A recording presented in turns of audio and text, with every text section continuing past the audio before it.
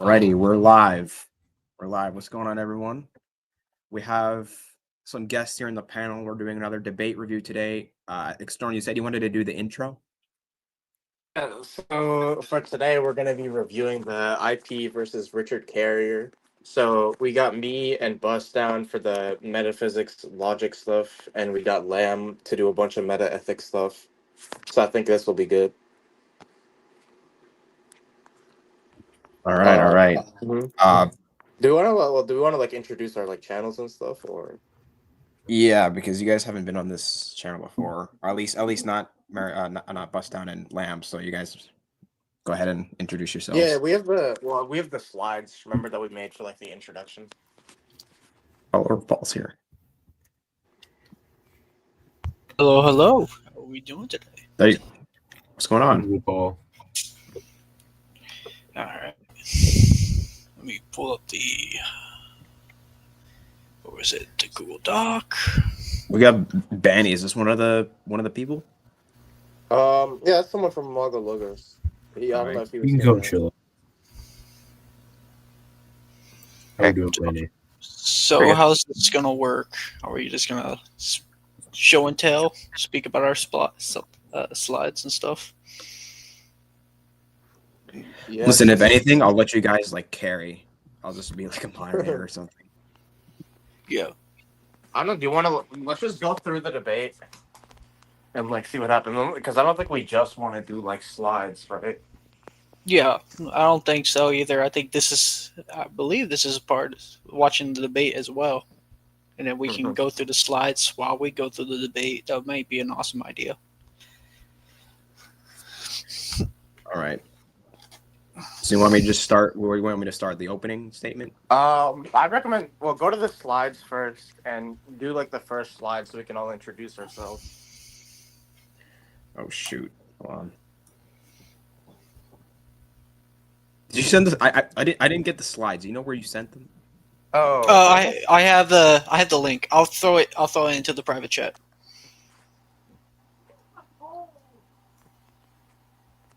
Alright. There you go.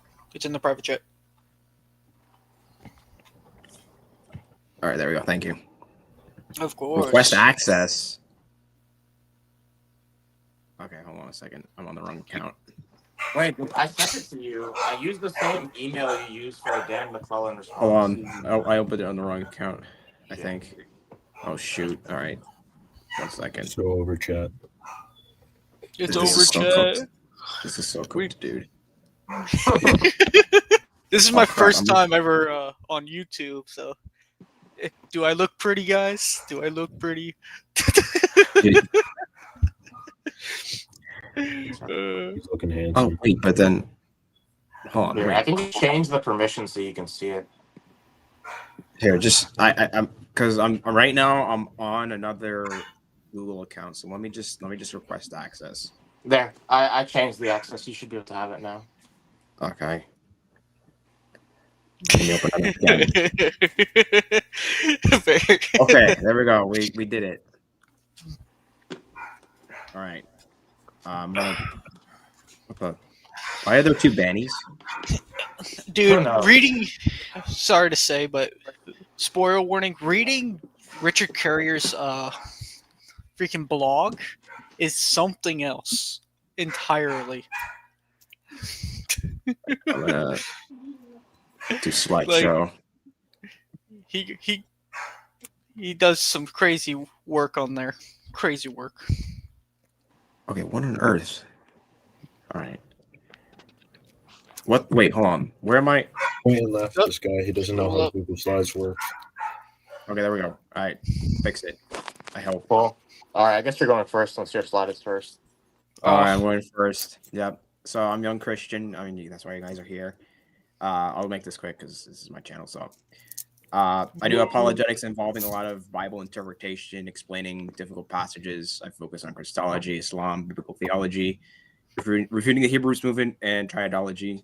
You can join my Discord, or you can reach out to me on my channel. Just leave a comment, and you can see the projects that I'm working on right there. There. Go ahead.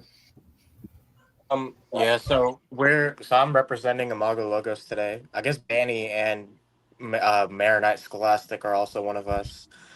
We just do like contra atheism stuff mostly, and just general apologetics. If you want to contact us, there's my Instagram, or you can join our Discord. For future topics, we usually do post a lot of debates. We have a video coming up on messianic prophecy, on the angel of the Lord, and we have stuff basically introducing formal logic. Um, as for like our approach, we like using a combination of scholasticism and contemporary philosophy, and then we combine that with biblical scholarship and theology.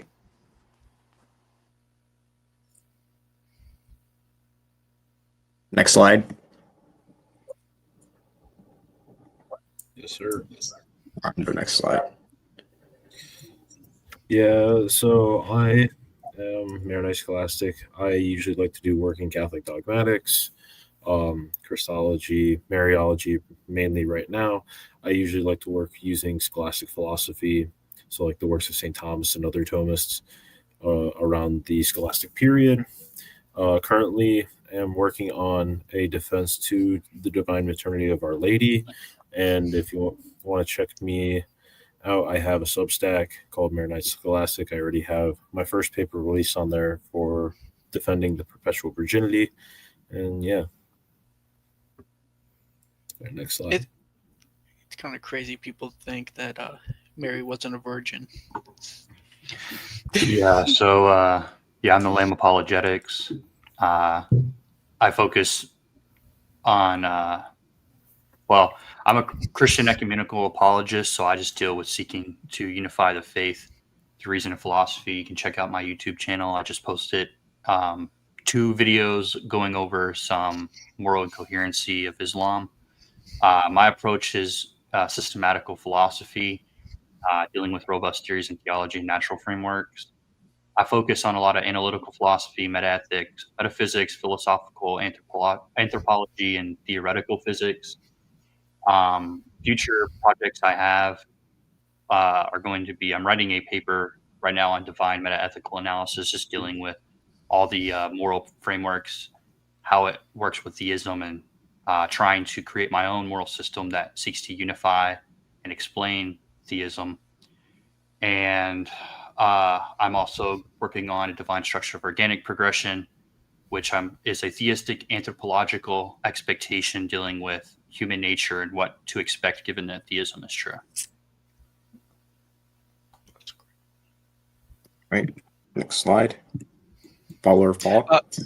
I'm follower Paul. I'm just a new guy on the scene, trying to figure out, trying to grow in this, and hopefully be like everyone else here. So if my opinions are going to be a little wobbly sometimes, but my job mostly I've been focusing on is evangelism and categorizing different beliefs, even atheist beliefs. Even atheist beliefs like naturalism, nihilism, and other such, as well as neo-pagan beliefs and other beliefs that have been not rarely been talked about as much as other beliefs. And I'm hoping to grow in faith and grow with everyone else here. You're good.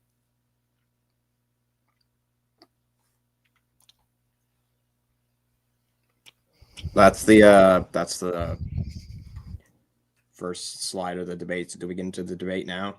Yeah, I think so. It'll be a smart idea to start going to debates and then go to the slides each time. So what I'll do is I'll start it at his opening statement, and you guys let me know when you want to pause it. Yeah, here we go. Okay. Yeah. James, and thank you, Dr. Carrier, for agreeing to the debate. Can you guys hear it?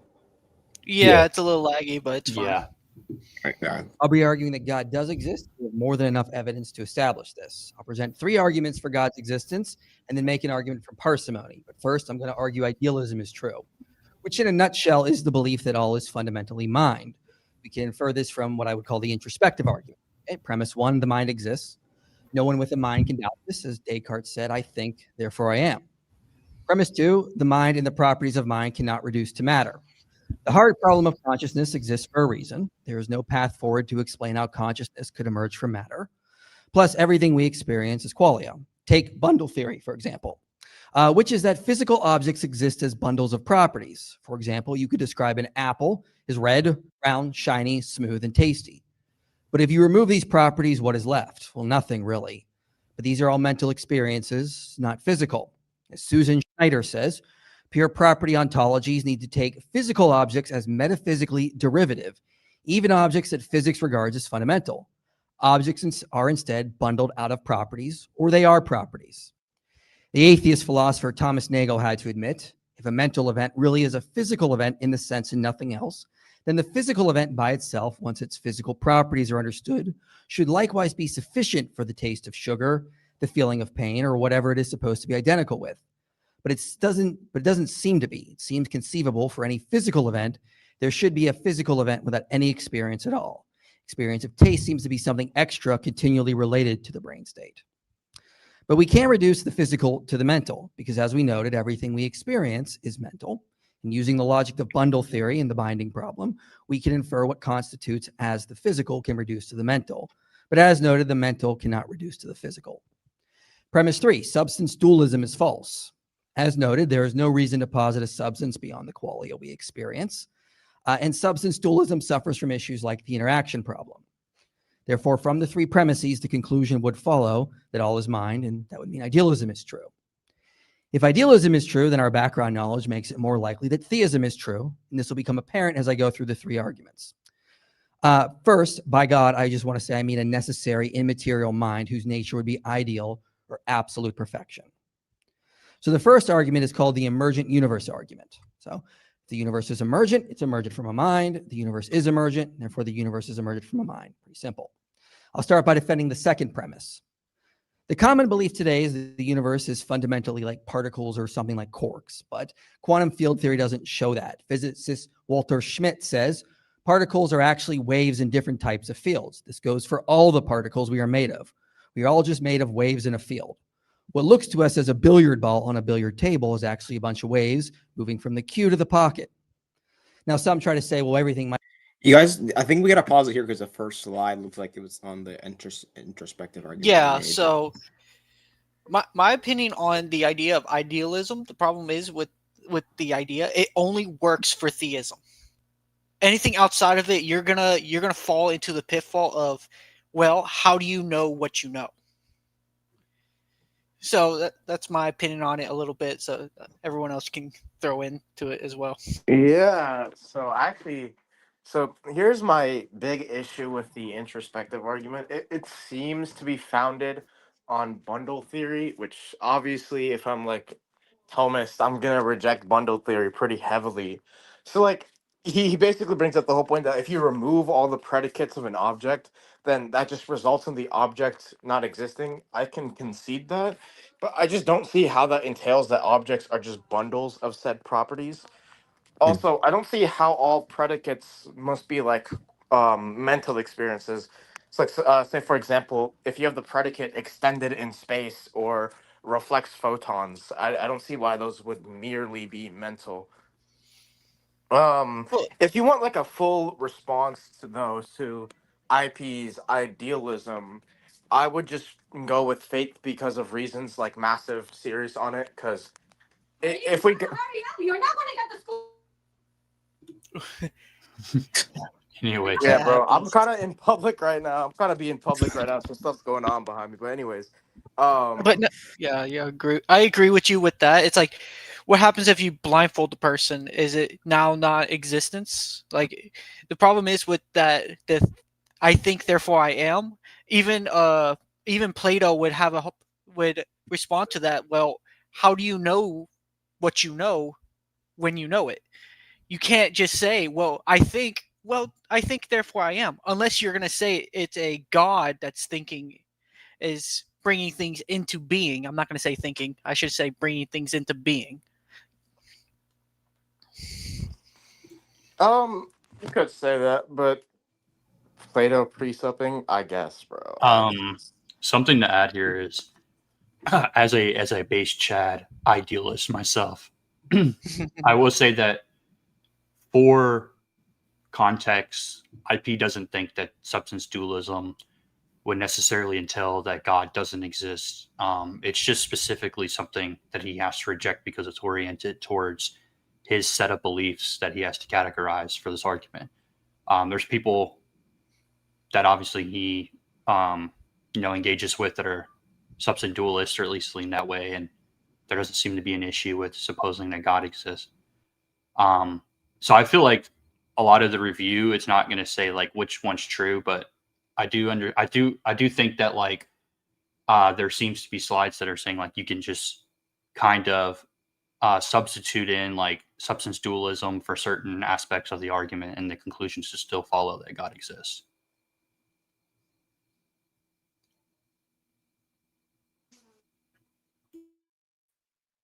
Yeah, that was kind of one of my points that we were talking about, like, before we did the review, that I feel like a lot of IP's arguments don't really need idealism.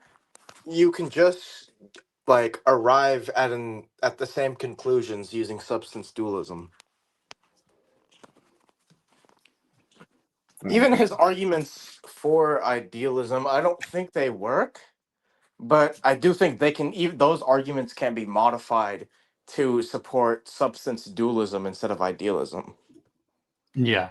The Mhm. question is does Carrier actually Carrier has no respond to these? response. Yeah, No. does he respond to these? And if it's the case that we just put in substance dualism, does he even have a response for that as well? He doesn't have he doesn't have a response for substance dualism or idealism that could work against IP, because I think IP he knows enough that he can defend substance dualism against Carrier, and Carrier wouldn't be able to, like, because, like, for to defend substance dualism, all IP has to defend is just that mental phenomena are not reducible to physical phenomena, right?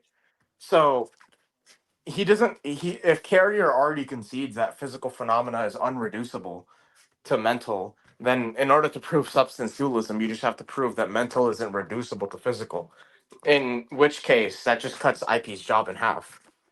And Yeah. most of the time when they debated about idealism, they really just focused on whether or not the mental can be reduced to the physical. And, like, if Carrier couldn't respond there, he probably couldn't really respond to a hypothetical substance dualist IP. Socialism says, I think he's equivocating philosophy of mind stances with more broader understanding of properties must be mind dependent. I think so too. I think I can agree with that.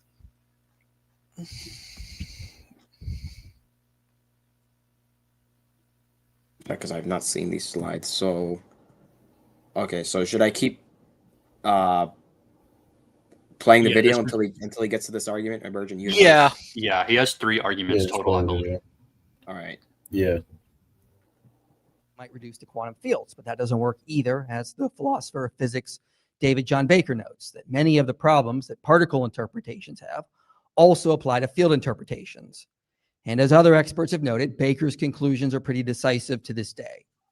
Now, this can get complicated, but in a nutshell, there are mathematical problems with saying quantum fields are underlying objects, like the inability to assign Fock space to quantum fields, and other issues like spontaneous symmetry breaking. As Baker concludes, it seems that in many ways, fields and particle interpretations must stand or fall together. Next slide. So just appealing to fields to escape the problems that show particles cannot be fundamental doesn't work, because a lot of the same issues come up. Philosopher of science Minor Kuhlman notes physics lacks a coherent account of fundamental issues, such as the definition of objects. It's not at all clear what a particle or field even is. Quantum field theory doesn't suggest fields are entities. Instead, at the most fundamental level, we only find structures, relations, and properties, not a material substance there. So this is one reason physicist James Glatfelter says the very notion of materialism now appears misguided. Our worldview is shattered. Philosopher Jan Westerhoff agrees. The moral to draw from the reductionist scenario seems to be that either what is fundamental is not material, or that nothing at all is fundamental. And I'm citing so many experts so you're aware this is not something I made up. It's coming from experts in the philosophy of physics. Essentially, our macro reality appears to be emergent from underlying information, not fundamental objects that we can call fields or particles, thus supporting the second premise. Now, as for the first premise, if all of material reality can reduce to mathematics, properties, and abstractions without any reference to a substance, then it can better fit with an idealist worldview, where the macro reality is merely emergent from information contingent on mind. Instead of positing an undetectable material substance that gives rise to quantum fields and particles and then somehow builds conscious agents, we stick with what we know exists: consciousness and a material reality reducible to information. So shave off all mind-dependent objects and stick with what we know. Similarly, philosopher Doreen Fraser has to say about our reality: multiple lines of argument support the conclusion that quantum field theory does not describe a world that contains particles as fundamental entities. These arguments rely on special relativistic or general relativistic premises. I've added the proposal that particles be considered fictions in another sense. Particles and quasi-particles in condensed matter physics supply physical intuitions that are useful for formulating mathematical framework for quantum field theory, but which do not represent the world even approximately. So no need to posit some sort of substance beyond that. We stick with an idealist ontology. Mind is fundamental, and the physical is just information or qualia. Next, we can use another correlation using quantum cognition, and this will be an inductive argument. In 2009, physicist Diedrich Erch published a paper noting that our cognitive processes can be readily modeled using the mathematical formalism of quantum mechanics. Now, this is not just hypothetical. Psychologists have been applying quantum cognition to their field and finding it is more successful than traditional models, and has provided principled answers to the puzzles and challenges. My opponent knows of quantum cognition is independent from quantum mind research, and he's endorsed the field recently. However, the point I'm getting at is that if our inner mental world can be modeled in terms of quantum processes, similar processes that give rise to space, time, and matter, that means space, time, and matter are emergent from the underlying quantum world, but our inner mental world of consciousness and mind can be modeled via quantum processes through the study of quantum cognition. This would suggest that what space-time emerges from would be similar or indistinguishable from that of a mind, or something that looks and acts an awfully lot like a mind. But I'd say the most parsimonious explanation is the universe is just emergent from a mind, instead of it emerging from something that isn't a mind, yet resembles and acts like a mind. In private correspondence with one researcher in this field, he said it could all just be a coincidence, but the correlations, i.e. the similarity in behavior between human concepts interacting with human minds and quantum entities interacting with fermionic matter, could be caused by the fact that both entities share the same conceptual nature. This can also be strengthened through the research in quantum mind theory, which I don't have time to cover now. But we can also look at the work of astrophysicist Franco Vazza and neurosurgeon Alberto Felitti, who wrote a paper on the similarities between neural networks and the cosmic web of galaxies. And they show that the properties of neural networks within the human cortex are similar to the cosmic web of galaxies, something we would expect if the universe is emergent from a mind. This is less likely if physicalism is true, but it would be predicted by idealism. Because, as philosopher of mind Bernardo Kastrup notes after drawing on their works, brains are the images or representations of conscious minds. Elsewhere, he says a brain, or the whole body by extension, is just the external appearance of a conscious agent. The universe is emergent from a mind. We would expect the universe would in some way be the external appearance of that conscious agent, in the way your brain on idealism is the external appearance of you. So we have good reason to support the first premise as well. Now, as for the second argument, start here. It's called it's a consciousness argument. Premise one, contingent minds have either a personal explanation or a natural explanation. Theories of mind will fall into one of these two categories, or a mix, I guess you could suppose. And by personal explanation, I mean that if our consciousness cannot be reduced to natural processes or parts, and is irreducible as is, then it must come from a personal source. Premise two, idealism is true, and thus all is reducible of mind. There are various ways I could argue for this. I refer you to the prior arguments, but for the sake of time, I need to move on. So this would mean that if all is mind, one's individual. Oh, I'm sorry. Did he get to the next point? Yo, put it he's on to the 1.5 next times argument. speed. Oh yeah, I forgot about that. I usually do that. All right. Great production quality. Yeah, this is peak. All right. And they changed this, I think. Yeah, no, it should say custom. There's a custom one where you can like scroll the bar, scroll that little dot where you want it. That's what I'm doing. It's not great production quality. Is it a bar like you slide, or is it just you type it in? It's slider. No, Slider. it's a slider. Mm. Uh-oh. This guy doesn't pay YouTube Premium. That's why he can't. Yes. Do you have YouTube Premium? I need YouTube Premium to do that. I've been doing Yeah. that without YouTube. That's Premium. only 4 times. Okay, just try refreshing the page. I don't know. Yeah, refresh the page because I can do it. Well, what do you guys think of what IP Quantity. said? They're not Well, arranged in the way our We brains actually are do have something on there. So, If you go to the thing, the network slide that I shared, efficiency. Sorry, go ahead. Yeah. if you go to the slideshow that I shared with you for the project thing, it's on there. We have a review of that argument. Yeah. While he's Don't worry, guys. while I he's- did it. Yeah. Go While to he's the doing slideshow, it's technical there. stuff. Oh, slideshow. Sorry.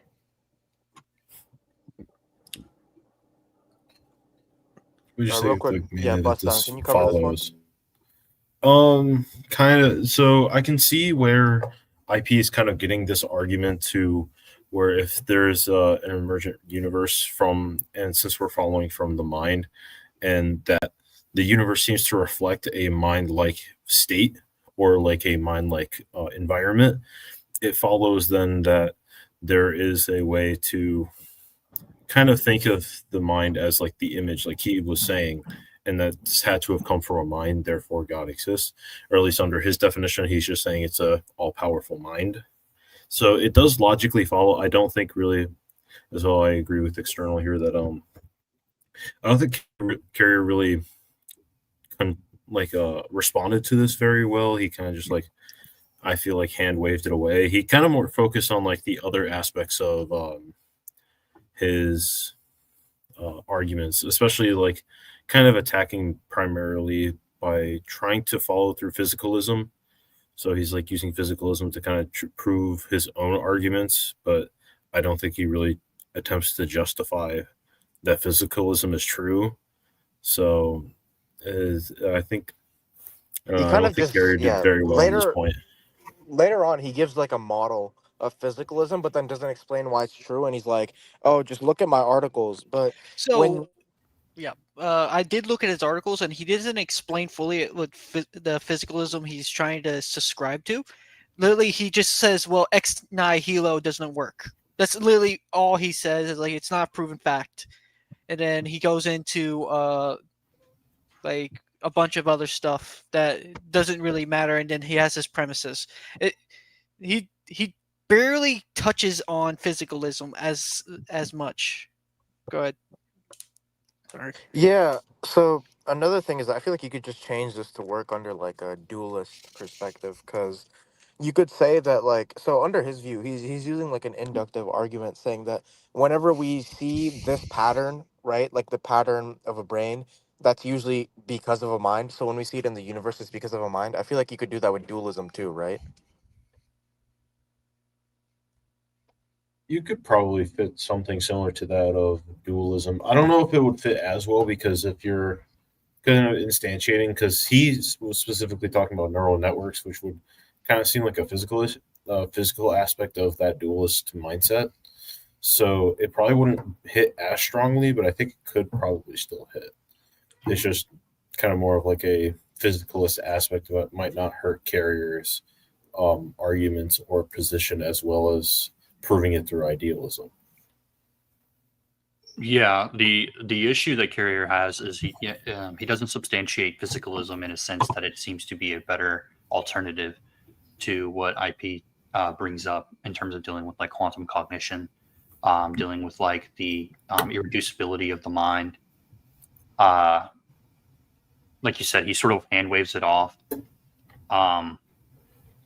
There's no real good explanation for how physicalism could actually contend with these. Nor does he in these debate. He doesn't seem to actually contend with any of the issues IP also brings up through the debate about why physicalism can't function given like the data. So that's something that'll be, I think, pretty prevalent throughout the debate. Master Miller is saying, what I am saying is the strictly looking at the evidence of the universe being structured as a mind in of itself isn't proof of it being the source of the mind. It is just a matter of fact. The issue I take with that is if we look at things through the lens of it's just a matter of fact, all things are just descriptive. I don't think that really gets you anywhere. When he's saying things like the universe is structured as a mind, and he goes into quantum like cognition and stuff, which I do think he's using certain frameworks that take a lot of time to extrapolate upon. And so the minimum that it gives you isn't going to be something that's conducive to really understanding it. So it's like, it's going to be difficult to kind of expand upon what he means in the debate. But I think in short, he's just saying like what we know of quantum cognition is something that's relegated also to how the universe seems to function. And if that's the case, then it might call into question the foundations of the universe as it relates to its reducibility. And then we tend to find that mind is a common variable. There's another question here. If you can have consciousness without a brain, what does it mean to be unconscious? To be unconscious means you're unaware. It just depends on what semantics you're going by. Typically, the colloquial understanding of consciousness and being unconscious are, well, consciousness and being unconscious are two different things, by the way. There's like conscious, conscience, consciousness, unconscious. Like they're all going to be utilized in some aspect. Like unconscious and conscious just means to be aware of something. But it's not like what we typically mean when someone's like has conscience. I'll try to steelman his point real quick for him. So because this question it doesn't like define what he means by unconsciousness. Let's say like someone who's like on a bed in a coma. Like then like it's still, still means that there still has some kind of consciousness or some kind of value in their life in the worldview of the idealists. There you go.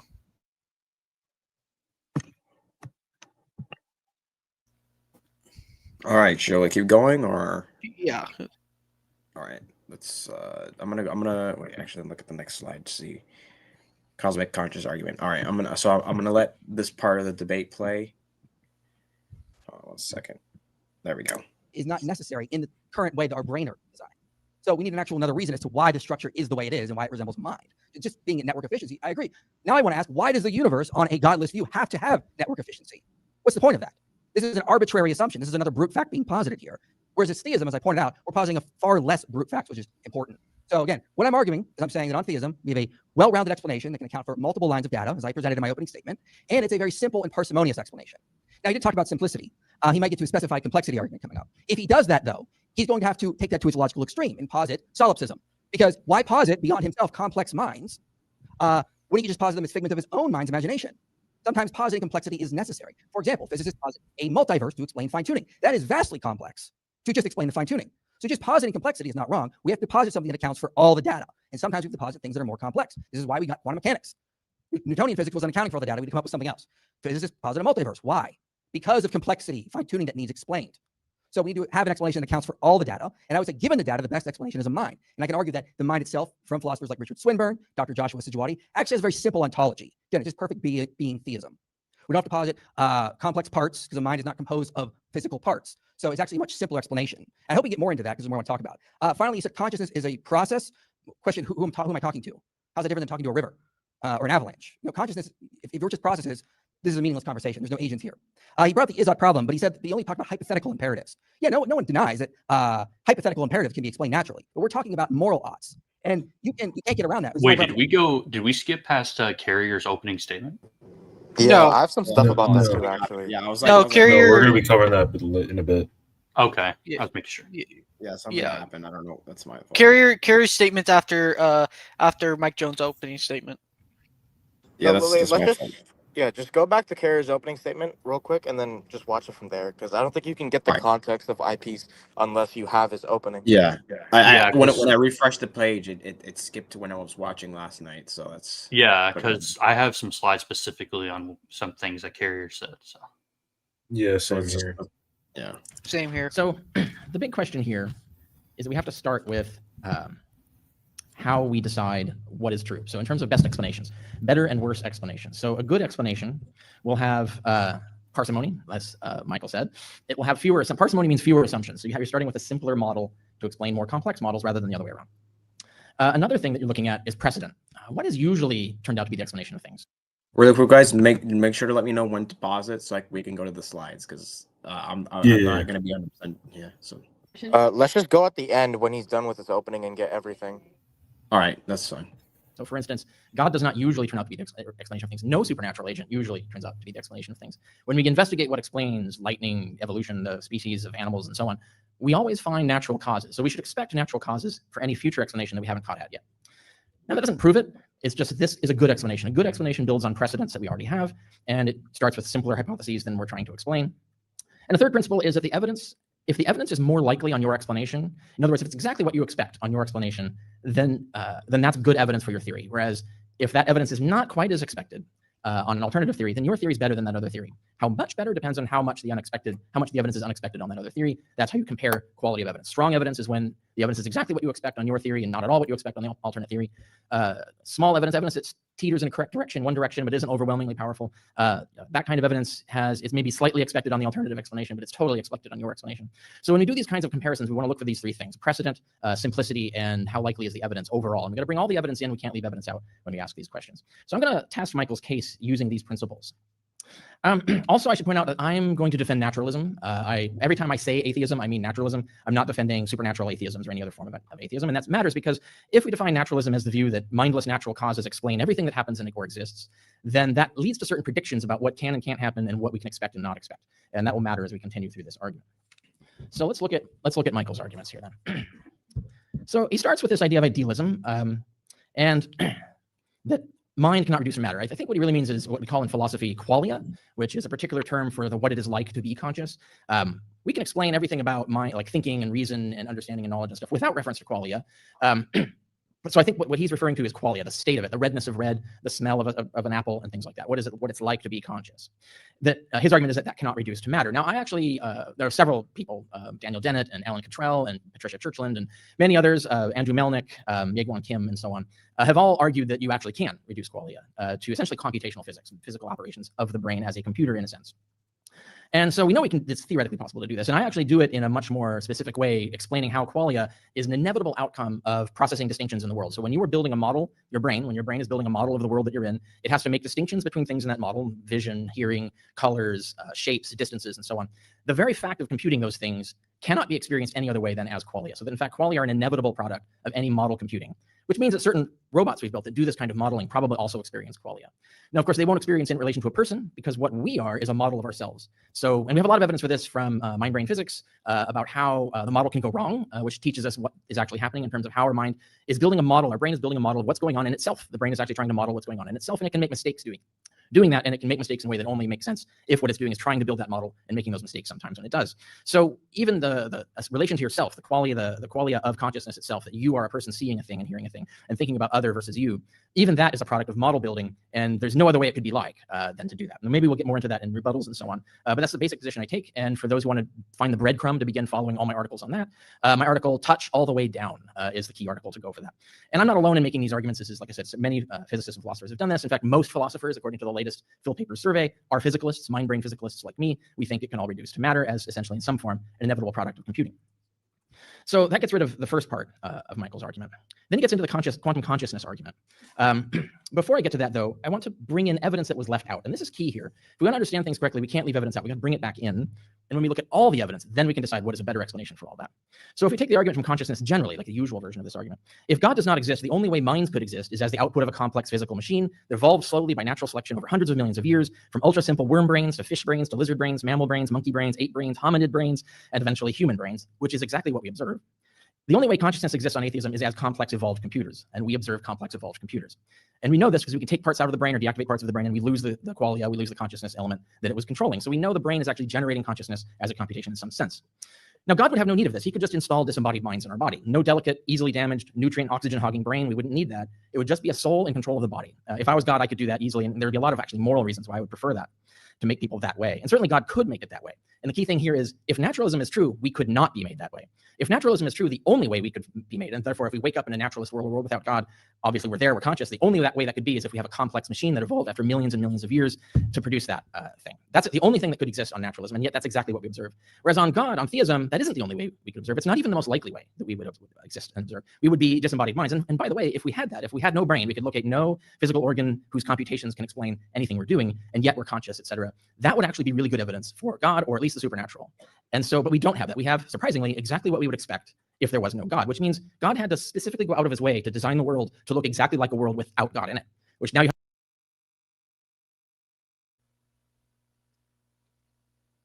Yeah. You're muted. You're mute, brother. I'm sorry. I wanted to pause it right there. Yeah. Is So he arguing that? Go ahead. Go ahead. If that's, So- if that's the end of his opening, then go to the slides. yeah, It's not. well, it's It's not. not. I just But wanted to pause it there. the one thing he's doing, and Master Miller said, why he's just begging the question. Why would he not do it? Why would he not make a brain? Why would he not make an organ? Why would he not make your arms? If we're just souls, why not he just put us in the universe just like souls? That's not the point we're trying to make to you. That Mike's not making to you. The point is consciousness equals living, like a living being, or the qualia. It's just his argument is like straw manning the God, what God true, like the Godhead should be. Like it's funny. Go ahead. Yeah. Because his argument was kind of, and if I'm misunderstanding, please correct me. It sounded like he said, well, there's two ways that the world could be under theism, but then there's only one way the world could be under naturalism, and it just so happens that it's the one way where it is under naturalism.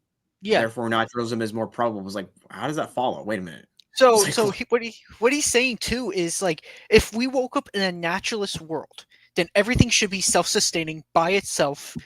Should have been already mutated, like the Charles Darwin mutations, to the point of self-sustainment.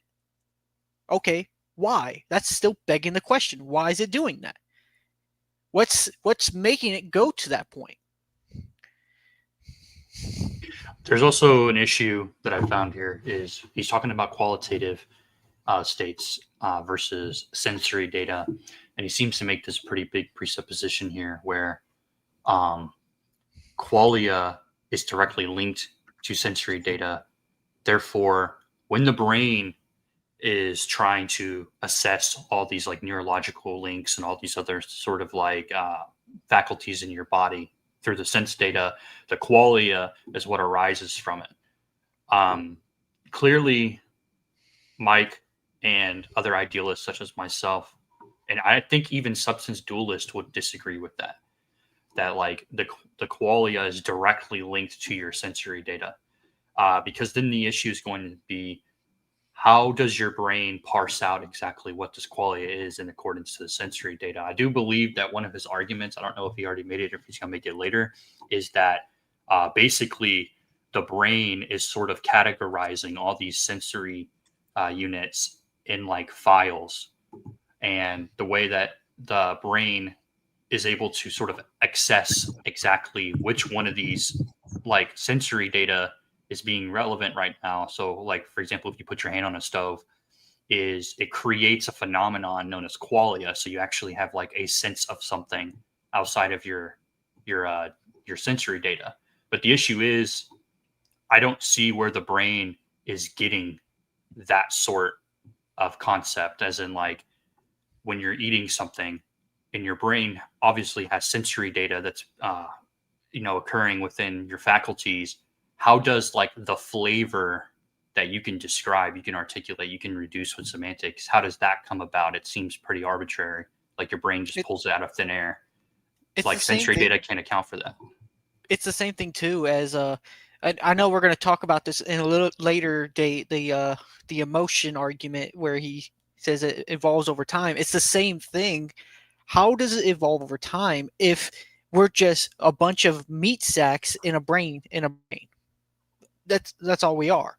We're just we're just a fox. Why are we different to the, let's say, the bull or the fox or these animals they can have perceived 50,000 different colors more than us, and yet we have the understanding that we are in this universe. We have philosophical understanding and scientific understanding of this universe. To me, it makes no sense how he qualifies it. Zara says, he said if he was God, he'd create that way. Yeah, I mean, when people say things like that, I immediately throw up the red flag because I don't know. He's a prophet now. Yeah, all hail the quantum bubble guys. Oh, we're gonna get to No, that. I mean, that's gonna be. But it's like I myself try to avoid putting myself in the place of God, just because I don't know what the heck. I'm sitting here trying to understand who God is as a human being. I don't think I want to make claims about, well, I would do this if I was God. I don't even make claims of what I would do. I wouldn't even make claims of Abraham or Adam or some things like that, right? So I avoid that. Shall we continue? Yeah. I have to explain why he would make a strange decision like that. So this is the reason why the argument from consciousness, when you put the evidence back in, actually the evidence is more probable on naturalism than on theism, and therefore that actually ends up being evidence for naturalism against theism. Now, if we get to the specifics of qualia, all the particulars of qualia, redness, smells, even emotions like awe. I have an article on the evolution of awe on my site. You can check that out for a breadcrumb on that. All the particulars of qualia track specific evolutionary stories confirmed in genetics, animal behavior, and comparative neuroanatomy. So we actually know that there are parts of the brain responsible for generating these kinds of qualitative experiences. And we know they evolved gradually over time, and we know why they evolved, why they got selected to survive and others didn't. Now, qualia come and go with the parts of the brain that generate each in animals as well as humans. And again, in touch all the way down, I show that qualia appear to be the inevitable outcome of computing models. And so we don't really need God to explain any of this, and therefore we don't get the premise that Michael needs on this. When we get to the quantum consciousness argument, I think a lot of that depends on philosophers like Kastrup and those who want to actually follow that up. I have an article on Bernard Kastrup's idealism, so that's a great breadcrumb for you to start into that adventures. Michael's aware of this, and so that's the place I would go. I'm limited on clock, so I can't go into detail on that. But the basic idea is, if he's starting with the idea that we can't explain what particles are or what waves are or whatever. That's not really inherently a problem in physics because we have lots of theories as to what they are. Just because we don't know which theory is true doesn't mean that we don't have a theory or that we can't explain it. So I'm going to pick an explanation. It doesn't mean I think this explanation is necessarily true. I don't think we proved it yet. My only point in presenting this explanation is to show that we do have possible explanations that could be true. There could be other physical explanations that are true that turn out to be actually true. So I'm just presenting basically a possibility here to show that we actually have possible ways to explain this. And one is if we do superstring theory fundamentally to space-time. In other words, all waves, all particles, et cetera, actually reduce to waves in space-time through manifolds that are at the Planck scale. They're really small. Excuse me, I'm losing my voice here.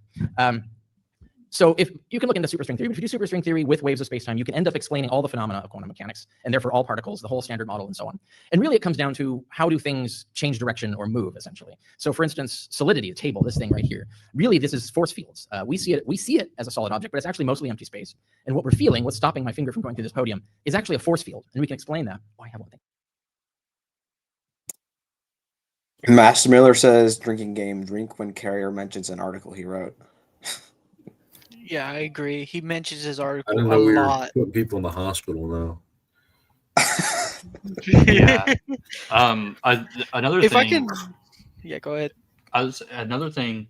Again, he does bring it up where he says like there seems to be this like evolutionary trait, in which people evolve. Again, he's doing this sort of thing where it's like qualia is something that's categorized due to the senses. But then I would just ask, all right, there's specific insects that we know have sensory data, but would you go as far to say that their sensory data actually gives them qualia?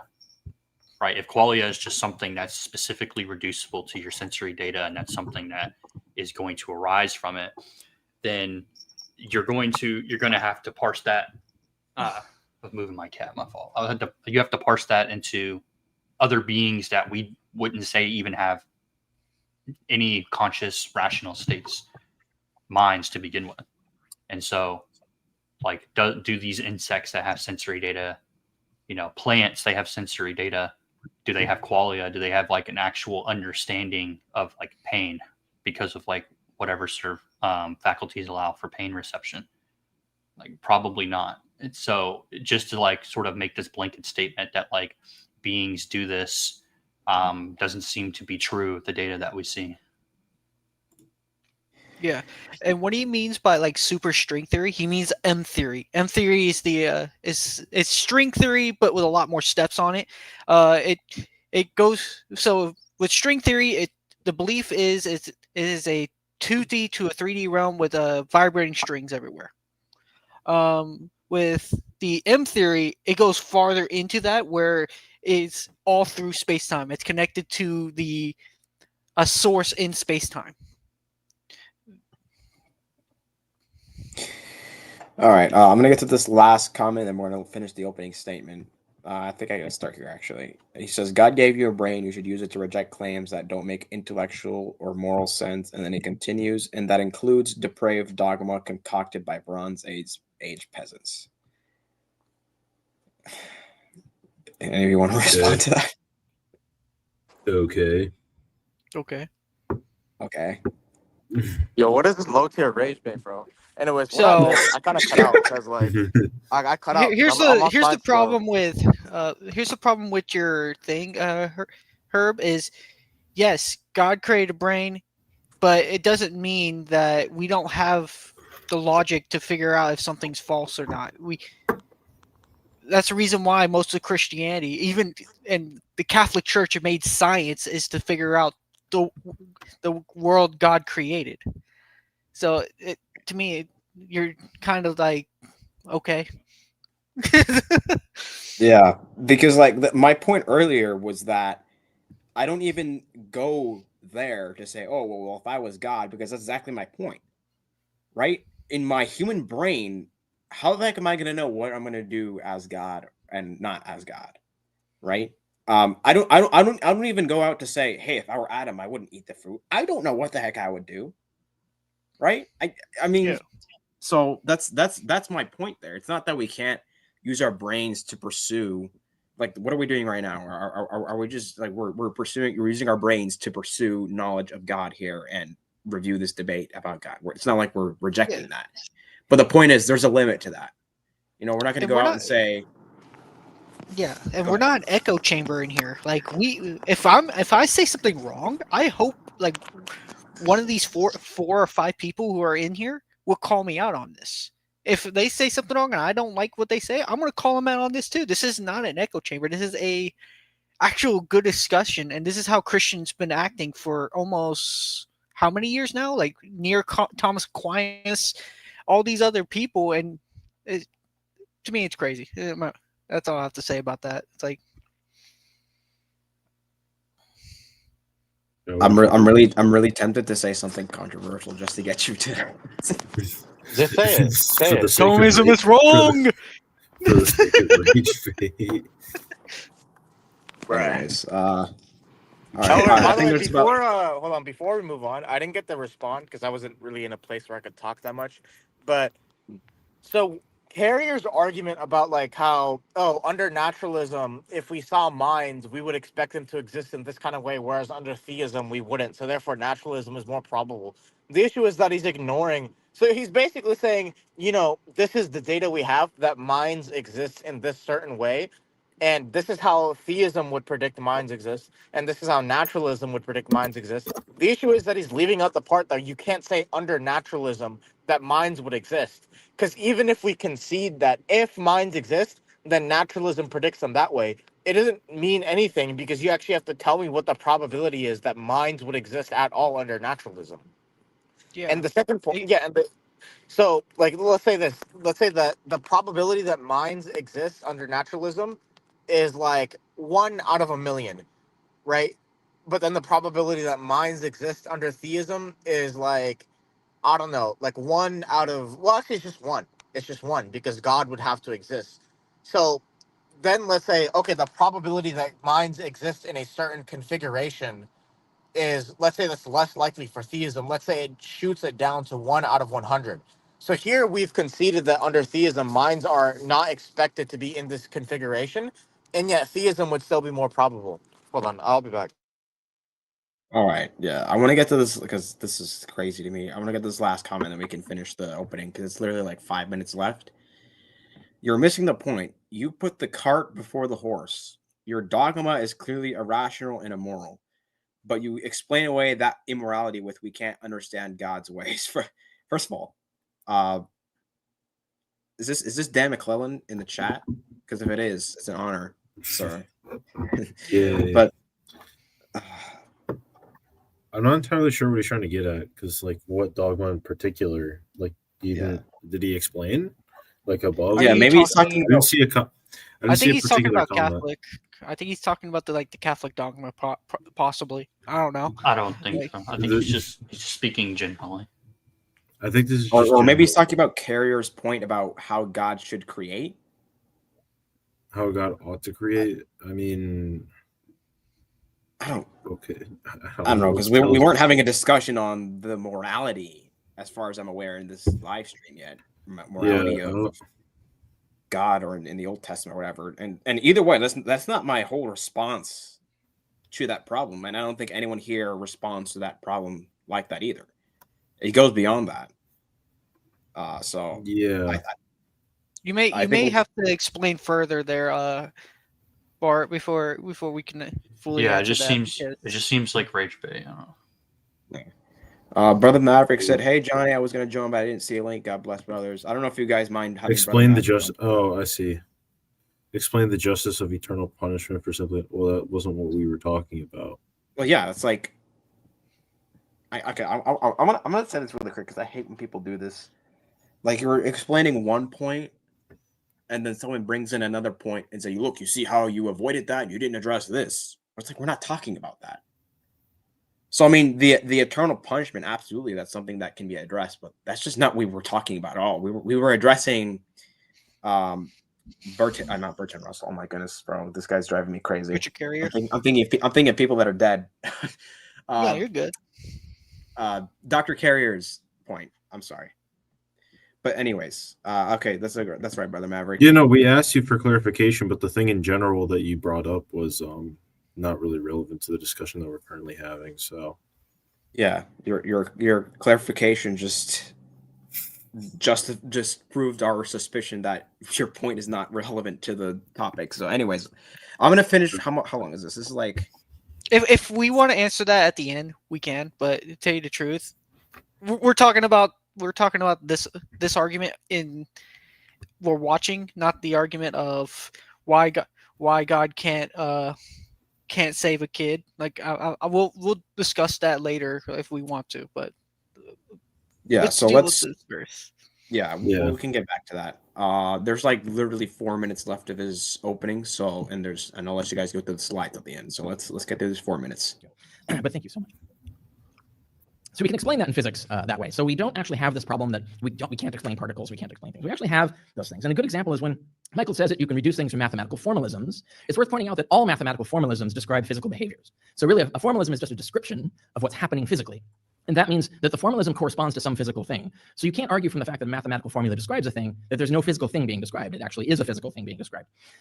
Force fields is one of these. Force fields arising from space-time, warping of space-time at small scales and so on. All of this would work. So there's not really a problem coming up with an explanation. Give another example of the cosmic web and the mind. This is a thing that, again, I don't have time to go into it in great detail. You can Google this and look into it to find what are the explanations of this. So look for scientists and physicists talking about it, not at sensationalists. And what you'll find when you do that is that it's actually a thermodynamic effect of systems evolving by deterministic physics into the most efficient geometric structures. So the same kinds of thermodynamic action that builds stellar clusters is also pushing the cells of our brain to organize in a certain way, because that's the most efficient way to do the thing that the brain is doing. And when it comes to the arrangement of galaxies in space, it's the most efficient way for the exchange of energy. So it actually just sort of forms that way naturally. It's very similar to the fractal physics that we find in like the formation of trees and the way their branches go, and then compared to the way that coastlines look and so on. It's just deterministic physics actually explains it. There's nothing special about it, and it doesn't mean that the universe is a giant brain or anything like that. It couldn't do that because information doesn't travel around it fast enough for it to think.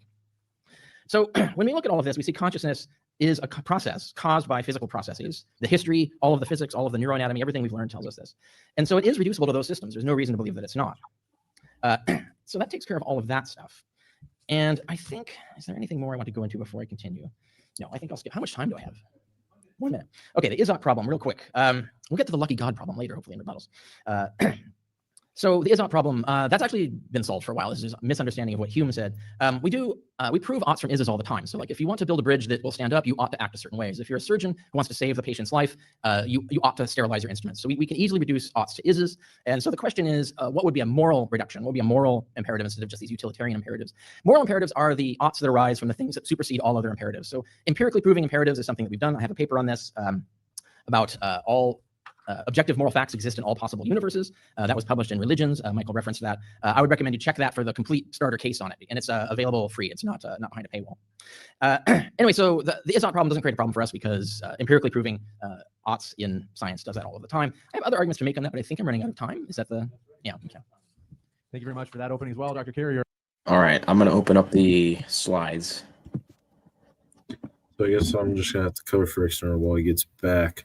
So All right. if we're going to go over his precedent argument. So when he kind of brings this up, he does like kind of assume his conclusion or like begs the question because he's not really giving up any particular thing for his precedents.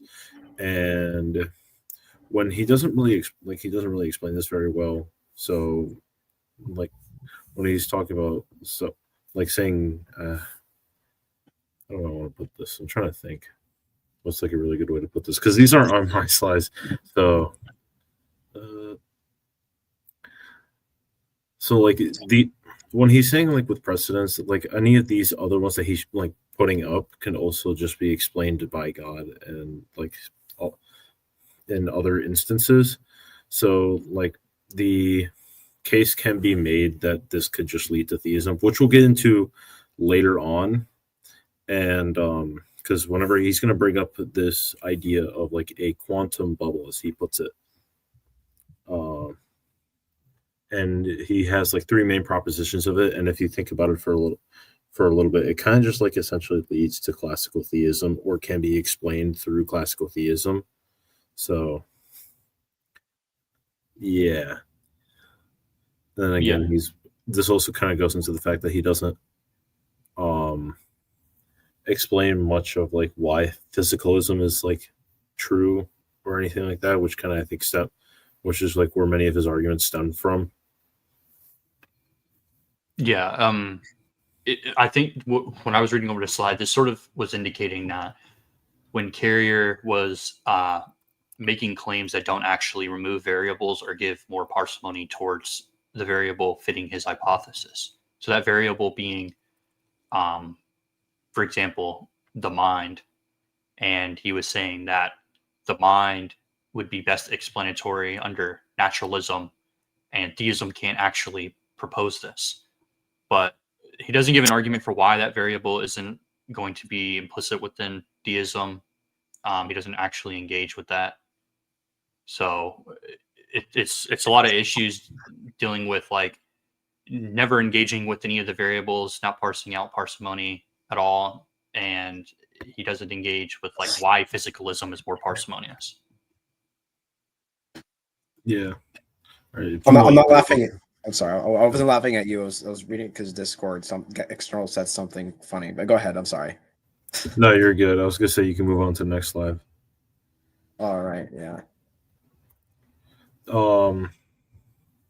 So in this argument where he's talking about God's simplicity, so he's thinking God is complex because he has like infinite knowledge or like it knows like everything. So I'm not sure, and this would lead to propositional knowledge and that making it more complex than his quantum bubble thesis, which I don't see how that necessarily follows, because if it's logical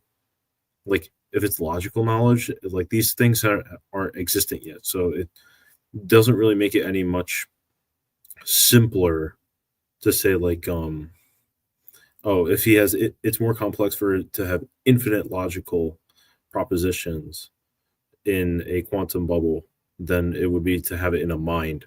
I just don't see how that follows, because like if you think about like how he's going to posit this, he'll basically just say there's like infinite possible worlds that this quantum bubble could transform into, but I don't see how like this would be much more different than a mind having like in its mind like the possibility of multiple worlds or like infinite worlds that are possible. So I just don't kind of see his point. And secondly, if we're going to talk about ontologically, we're going to argue that God is simple and he's not going to have like any form of propositional knowledge, and like all the knowledge is just going to be contained within himself and his existence. So there's not going to be anything distinct like from God and his essence to his knowledge. And I have a quote here from St. Thomas. So he writes in Prima Pars, question 14, article 2, since therefore God has nothing in him potentially, but is pure act, his intellect and its object are altogether the same, so that he neither is without intellectual species, as is the case with our intellect when we understand potentiality, nor does the intelligible species differ from the substance of the divine intellect, as it differs in our intellect when it understands actually. But the intelligible species itself is the divine intellect itself, and thus God understands himself through himself. So St. Thomas was kind of answering whether God can comprehend himself in his mind. And we would say yes, and there's no distinction between him coming to know himself and him knowing himself. So this kind of just like gets around the carrier's argument for like simplicity, saying that his is simpler than God, because if you're thinking about God's simplicity and everything being in one act or like in one conscious thought, then I don't see the issue that he's going to posit. It's not going to really attack our position very well. If you want, you can then move on to the next slide, unless you guys have any other thoughts. No, I'm good. All right, so you might know a little bit more about this stuff than me, Lamb, but again, I would also kind of just like argue he doesn't really get into how physicalism is true, which kind of dismantles his argument for against the idealism model that IP is putting out, and also it can be also, and since many of the arguments that IP uses can be explained through substance dualism, this kind of just adds like another problem for Carrier to kind of address, which I wish he did, but he didn't really do that. He kind of got into a bit of the moral stuff in the rebuttals than he did the others, but we'll just have to see what he's going to bring up. Do you have any thoughts on this, Lamb? Yeah, so he posits that naturalism is going to be the best explanation for why qualia is specifically going to reduce to physical aspects. And again, like I brought up earlier about like the sort of neurological sense data that is from physical faculties that then produce qualia. And the problem is that it's almost nearly ad hoc, because at least in terms of, he doesn't give an explanation as to why this is more parsimonious. He just sort of claims, well, this can just be explained via this way. And it's like, sure, that's fine. You can give multiple hypotheses that have like certain understanding of explanations of things, but they don't necessarily produce parsimony. And that was an issue that I was seeing with this, is he didn't actually reduce IP's framework to absurdity or make it less parsimonious. He just sort of proclaimed, well, qualia is specifically reduced to sense data. And like you said, substance dualism also accounts for this as well. But understandably, he's not going to debate substance dualism since IP rejects it for the debate. But hypothetically, he wouldn't have an answer for that, even though he didn't have an answer for idealism either. So that was an issue on his part. Yeah. If you want, you can. I think we have one more. Oh, this kind of goes into the rebuttal. So if you want to move, do you want to move over to the carrier's rebuttal period? Sure. So the next slide is All right, I'll just go to Yeah, Now because we- the only other slides we had was I did have mine for the meta ethics because he did produce some meta ethics. But we can wait whenever to talk about that. I think Mike goes over it like once, Full session. and then they don't really talk about it after that. Yeah. All right, before we move on, I was going to say that there's one part where the moderator, James, is giving Dr. Carey water. Why does he look so jacked? Is it just Dude, me? that's what I was thinking when I saw him in the AP and junior debate that he had, because he kept moving around past the camera. I was like, did he like get taller and like just start going to the gym more? Like, I think really so. goes this max bench. Bro looks big as heck too. Real. I'm just like, anyways, yeah. All right, is this it? I think this is it. Yeah. Switch over to Dr. Carrier for his 10-minute rebuttal as well. The floor is yours. All right. Oh wait, it might be, So, do we have a better explanation? is yours in the first Lamb? Is yours in the first or the second rebuttal? Mine's more in the second rebuttal. It's split. So my meta ethics is because he brings up a new claim for his closing statement, but my first sets of slides are specifically for his first rebuttal. Okay, then we'll just move with yours first because mine is more covered in the second. Okay. All right, so what are we doing? First or second rebuttal? Yeah. The first one. First one, all right. For the data. And that is actually what the point that I made. Let's go back through them. Precedent. So when we look at how things end up getting explained in the past 2,000 years of what we've done in terms of explaining the world, the least likely explanation is always supernatural. The most likely explanation is natural. So we have the background of precedent saying that any further thing we need to explain is more likely, based on precedent, to have a natural explanation. That's item number one. That's why naturalism has one epistemic merit to it on that point. Then there's simplicity. I'm glad Michael asked about this. So where are we getting this simplicity idea? So if you look at like fine tuning or something like that, it's either a lucky universe or a lucky God. Can you tell me which one is more lucky? So a lucky universe would just have a finite specified complexity because the universe is not infinite. The actual structure of the universe fundamentally is very simple relative to a God's mind, for example. So the universe is actually less lucky than God because God actually has infinite specified complexity. So if you think of like all the possible arrangements of knowledge, including one piece of false information versus a million pieces of false information, different kinds of false information, and God is supposed to know everything, or at least everything is possible to know, which it would give you a number of connections that is equal to Aleph Omega in terms of infinity. It's the highest possible cardinality of infinity. The thing is though, is that God is only one item out of all possible infinite options. So if you're going to randomly pick a mind or a universe or something like that, almost all of them are going to have false information, less information, etc. They're not going to be a God mind. There's only one option that is God. That's absolutely perfect to every connection, to every single thing that he has in his mind, every memory, every piece of reasoning, every connection he makes between two things. Every single thing has to be perfect. There's only one to a field of options of infinite. In fact, Aleph Omega infinite, super infinite. So the probability, the simplicity of God is not there. God is literally the most complex thing, is the highest specified complexity that anything can have, possibly. And so you have to explain why that exists. Whereas a lucky universe has a finite specified complexity, and it's vastly less. So it's infinitely more likely, infinitely more simple by any system that you choose. So you could pick any kind of starting cosmology, Guth or Vilenkin. They have different models that start with very simple principles. Entails multiverses, by the way. They don't just posit multiverses. They start with a simple set of physical rules and principles, way simpler than God's mind, way simpler than God's power, simpler than anything you can think of. It's one of the simplest things that you can get. Now, it's not like one digit simple, but it is simple compared to God. And when you start with that assumption, then you get multiverses, and therefore you get universes like ours, because fine tuning is washed out by so many replications. So with a very simple model, and that's what populates cosmological science today. There's no God theories in cosmological science because none of them actually have this epistemic virtue of being based on precedent and actually having this simplicity. So that's why our explanation actually is vastly simpler than the God explanation. There's no way to like. Yeah. So I do have a slide on the his argument for what was it, a lucky universe and a lucky God. It goes into the void bubble a little bit. It goes into the void bubble because the idea of what he's saying right here is, well, it's a lucky universe or a lucky God. Here's the problem with that is you're curtailing this bubble thing, this void bubble. I'm going to call it the void bubble, that have some kind of property, this multiple possibilities to create. It has multiple possibilities to create, yet there is no acting force or agent. How does that work? If there's no acting force or agent to this multiple possibilities, yet it somehow has nothing. It doesn't have quantum mechanics nor space-time. The most two things you need to build a multiverse or a universe.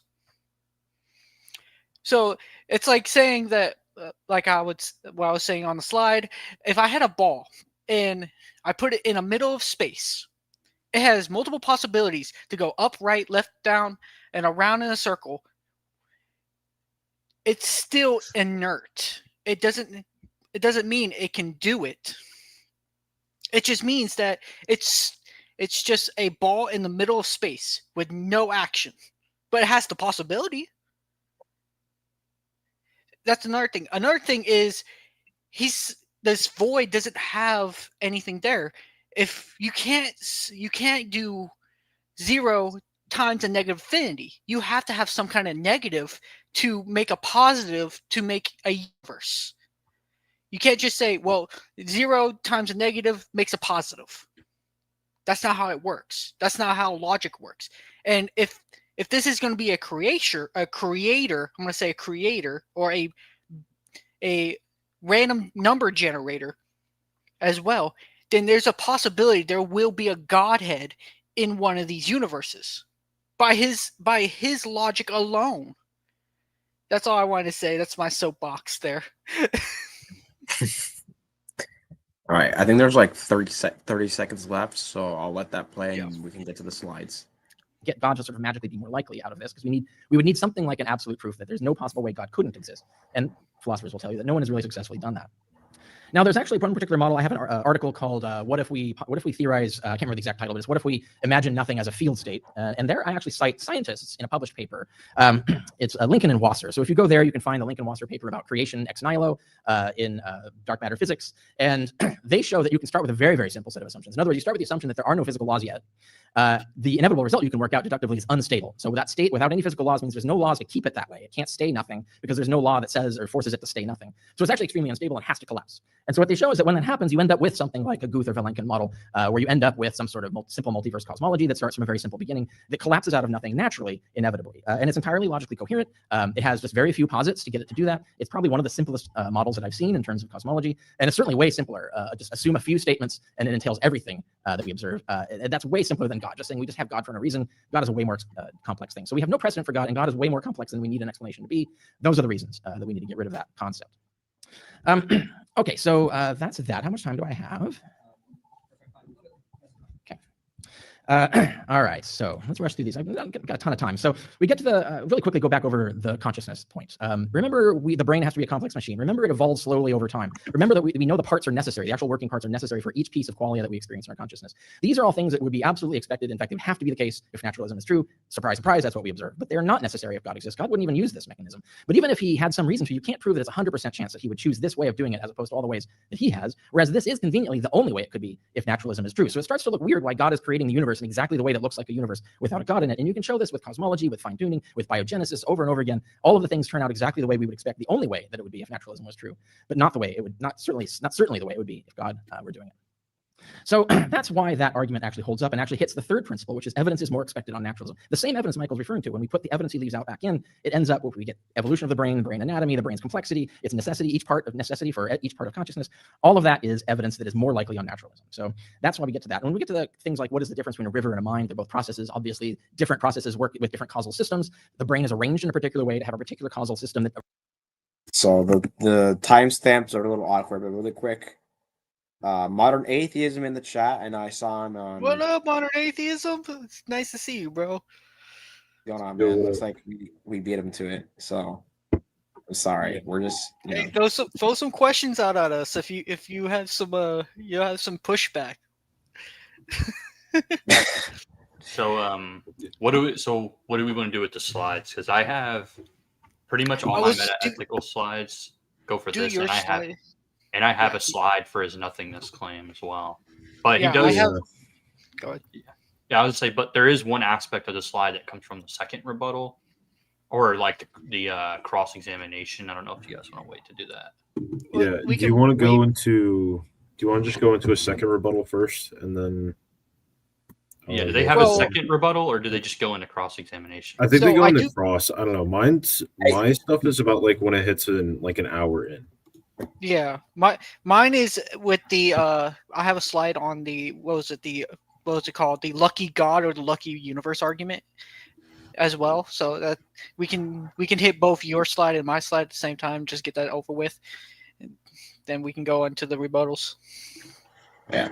Around. I don't have any slides, so Yeah, around an hour and 7 to 8 minutes is when I think they get into cross-examination. All right. Yeah, the timestamps are a little not Weird. Yeah. So it's like Yeah, I think Yeah, his it's an hour and next 5. one. Yeah, hour 5. so I'll go hour and 5, I guess. Or because they have at around that mark earlier in that big section, that's where they do their final rebuttal, so their second rebuttal, and then in hour 5 is when they get into cross-examination. The 1 hour mark is where he has his rebuttal, his second rebuttal, and then he goes straight into his He goes straight into the cross exam. So Perfect. All right. So I'll play I think this is it, the second rebuttal, and then we can get into some of the slides you guys have. Richard Carrier, the floor is yours. Yeah, I'll start with the last one. I think again Michael's misunderstood the argument, so let me give it in a different form. So let's say you have a collection of all possible things. It's infinite, and there's every possible god is in there, every possible godless world is in there, and if you look at like the possible worlds in there could be a world that you choose that has one universe in it only, a world that you choose that has no universes, that would be nothing and nothing stays nothing. Or you could pick out of that hat essentially a mass, like 10,000 universes or whatever, the number of universes that exist, multiverse you pick out of there. All these possibilities are in there. Any one of them could be any possible multiverse or single verse and so on. But if you look at, when you pick through all of that, the probability of picking a zero universe, in other words, nothing, is infinity to 1 against, right? Picking one single universe by itself, also infinity to 1 against. And even picking either one of those, 0 or 1, is also infinity to 1 against, because there's always an infinite number of larger multiverses to pick. So in fact, if you pick at random out of that hat, you are going to almost certainly pick a godless multiverse, because of all the possible things that are in there. That's the most common thing by far. There's infinitely more of those things and more rare things like God. Now, God has infinite specified complexity, because he has absolutely literally Aleph Omega. You can look this up, of all the connections that he could possibly make in his mind to be omnipotent or to be omniscient, is the most specified complexity you can even have. It's like nothing can be logically more complex than that and more specified complex than that. But there's only one of those. Out of all the things in the hat, only one of those is that God.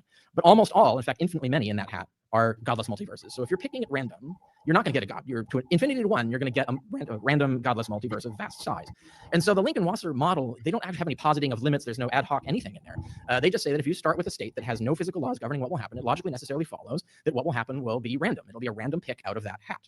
And they build this out in terms of describing in terms of field theory. There are no assumptions that are plugged in there. Nothing's ad hoc. It's just simply once you define the state, the conclusion follows necessarily. And I bring this out in my many articles about this, but the best one to start with is nothing is a field state, is where I talk about Lincoln-Wasser and tie it into my other argument. So if you're picking at random, you're going to get a multiverse, and therefore it's actually a much simpler explanation. God is a much more complex piece of information. So Swinburne was actually wrong about that. So that argument just doesn't work. It actually works the other way around. God is actually the most complex thing that you can pick. A multiverse is the least complex because of all the random things you could pick at random. That's the simplest thing you can do, is pick at random. You're not specifying anything. It's zero specificity. You're picking at random, you're going to get a godless multiverse of all possible things in that hat. So that's why I'm saying that's a simpler. So it also hits precedent. Again, we have no precedent for supernatural causes. God is the least likely explanation for anything you run into. It's always been thousands and thousands, millions and millions of things have been explained with natural causes. And so the probability is going to be one of these natural causes. Lincoln-Wasser is an example of this. So we got precedent. Then we've got simplicity. The Lincoln-Wasser model is vastly simpler, has vastly fewer posits, and requires less specificity of choice in terms of what happens than the God hypothesis does. And so I do want to revisit, what's my time on that? Okay, let's see if I can get through the moral argument, because I think you mentioned that a little bit, and I should hit that some. So let's do the same thing I did before. Let's put all the evidence in that Michael's leaving out. So atheism predicts that moral rules will only come from human beings, and thus will begin deeply flawed, and will be improved by experiment over a really long time, each improvement coming after empirically observing the social chaos and dissatisfaction and waste that comes from flawed moral systems. Atheism also predicts that will happen only slowly over thousands of years, because humans are imperfect reasoners. And that is exactly what we observe. Just look at the examples of endorsing slavery and the subordination of women in the Bible, 1 Timothy 2, for example. By contrast, theism predicts a universe directly governed by justice laws, or a kind and just stewardship, or the enacting and teaching of divine justice and mercy everywhere from the start. But we observe no such laws built into the universe, no stewards or law enforcers but us, and no perfect moral code has existed anywhere throughout history. The best moralities have always just slowly evolved from human trial and error. That's exactly what we would have to observe if God doesn't exist, but it is weird. It is not what we expect to observe if God did exist. If God did exist, we should see perfect moralities taught from the beginning for the last 40,000 years or 2,000, 4,000 years of writing and so on. And so that's why morality establishes my position. Thank you very much. We have the 20-minute open dialogue. Got the timer set. All right. What do we Lamb slides first. Yeah, Lamb slides first there. First of all, are they even? Mine are going to be towards the end. Like, I have a big section on metaethics, and then I have a slide above those that's dealing with the nothingness problem that he proposed. Yeah, second claims is 25. It's number 25, and then let's see. Starting from here. Let me see if I can. Well, that's the second. That's his. Hold on. Oh, sorry. Yeah, those are the meta ethics. So let me go look actually in the slides myself. Yeah, I may be wrong. My bad. I'm gonna see where he put it.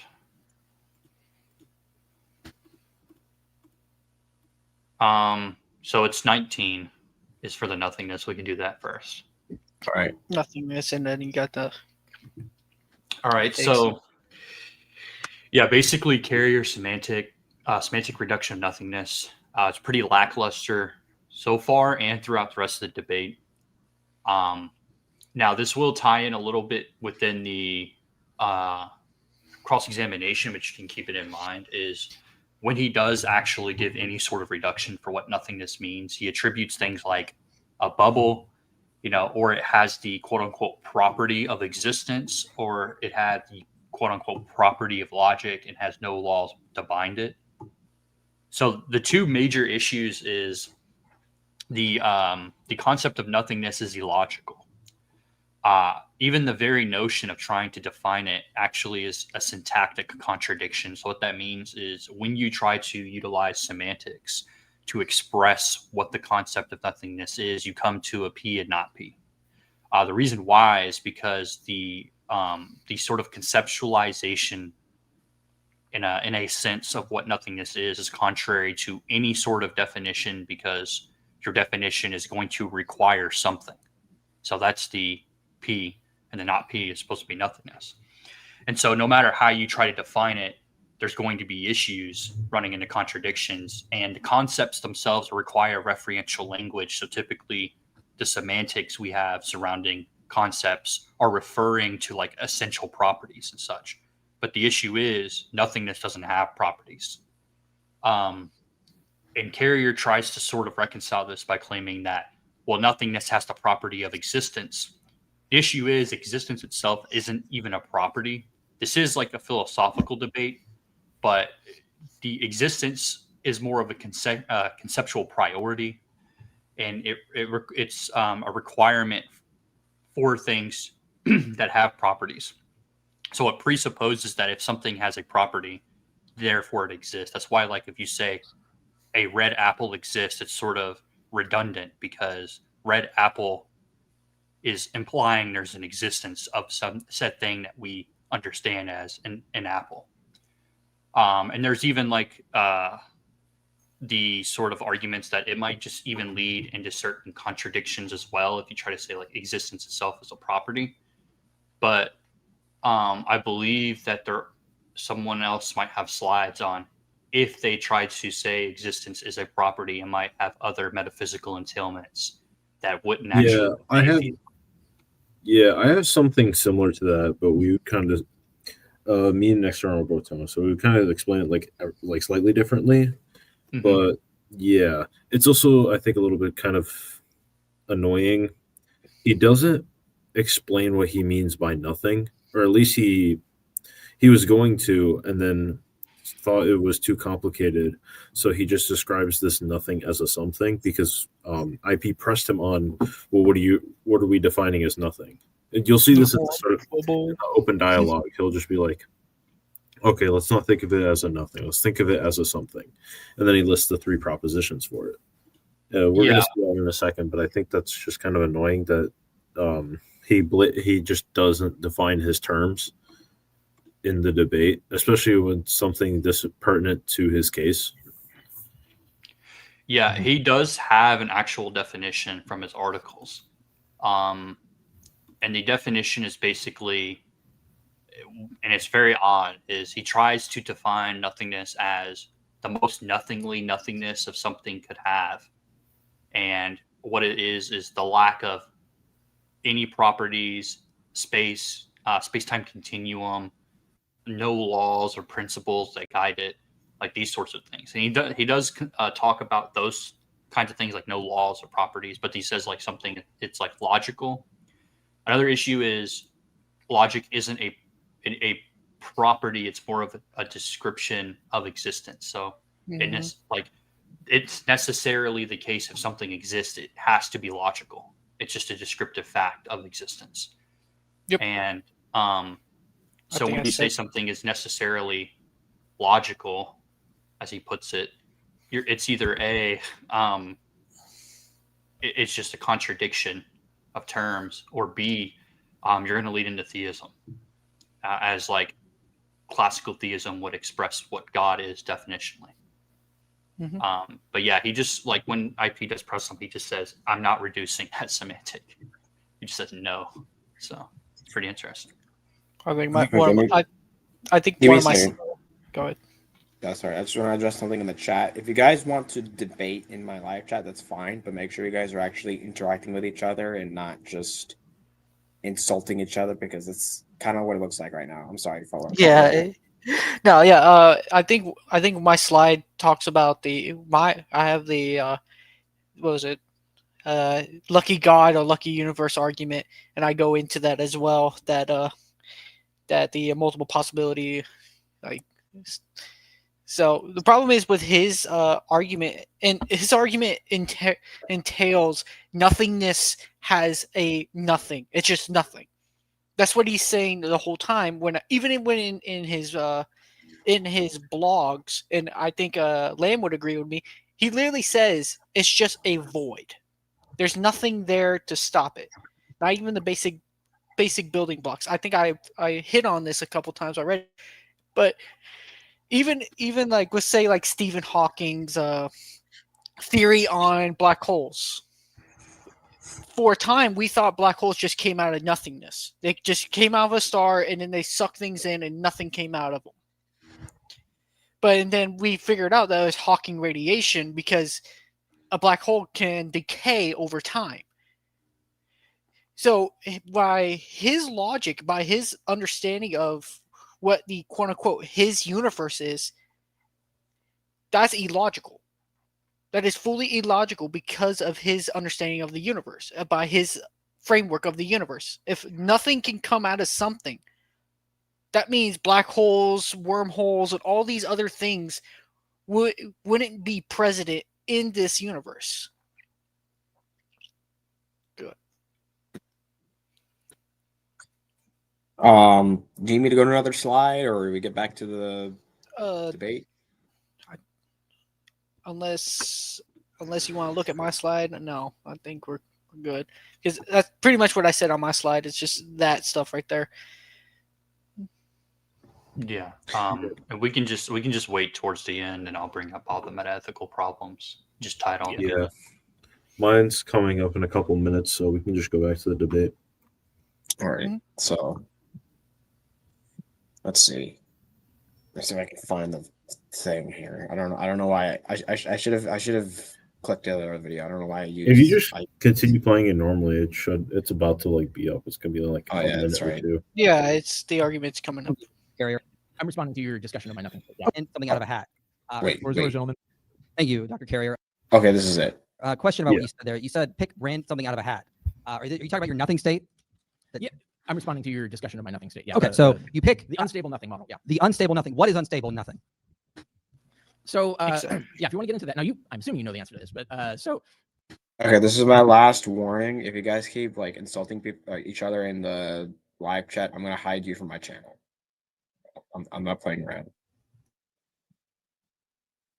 All right, hold on.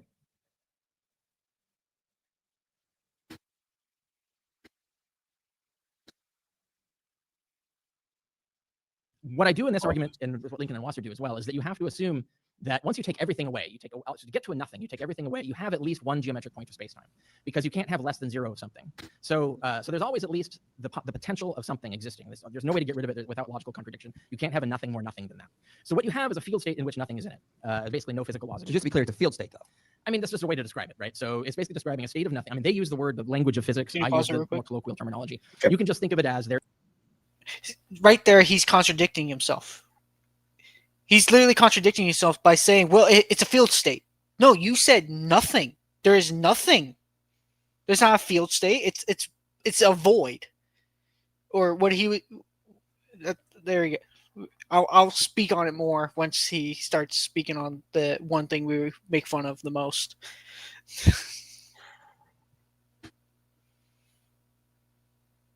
Is a 0 point that has nothing at it. It has the least, that's all space-time removed, all time removed. So there's absolutely nothing there. But consequently, at that one point, nothing dictates what will happen next. Nothing dictates that it will stay nothing. So if nothing dictates that it will stay nothing, there's only one, you can work it out. There's only one other option, which is that every possibility has to be equally likely, because there's no rules governing that. No rule makes any one option more likely than any other, because no rules exist. So once you start from that assumption, you get that. Now, even if you want to say we have to posit at least this geometric point that has this quality, I can grant that, because that, if we have the single point that has it's a random potential, has no laws governing what it will do. If that's our one brute fact, the thing you have to posit, I'll grant that. And that's still vastly simpler. Question: if you have nothing, how do you have possibilities out of nothing? This is what I'm explaining. So let's say that let's get away from the word nothing, because there's different definitions of the word nothing. I think it's define it, please. Yeah, well, there's too many. So let's get nothing. Let's forget the nothing part, because I think it's distracting you. Let's just say it's something. Let's say it's a quantum point. Like it's a something. It exists. Nothing causes it. It's just there. It's a brute fact. Let's just say that. So we're not even talking about nothing. We're just talking about this thing. This thing has no properties other than that it exists, and that it has no laws governing what will happen to it.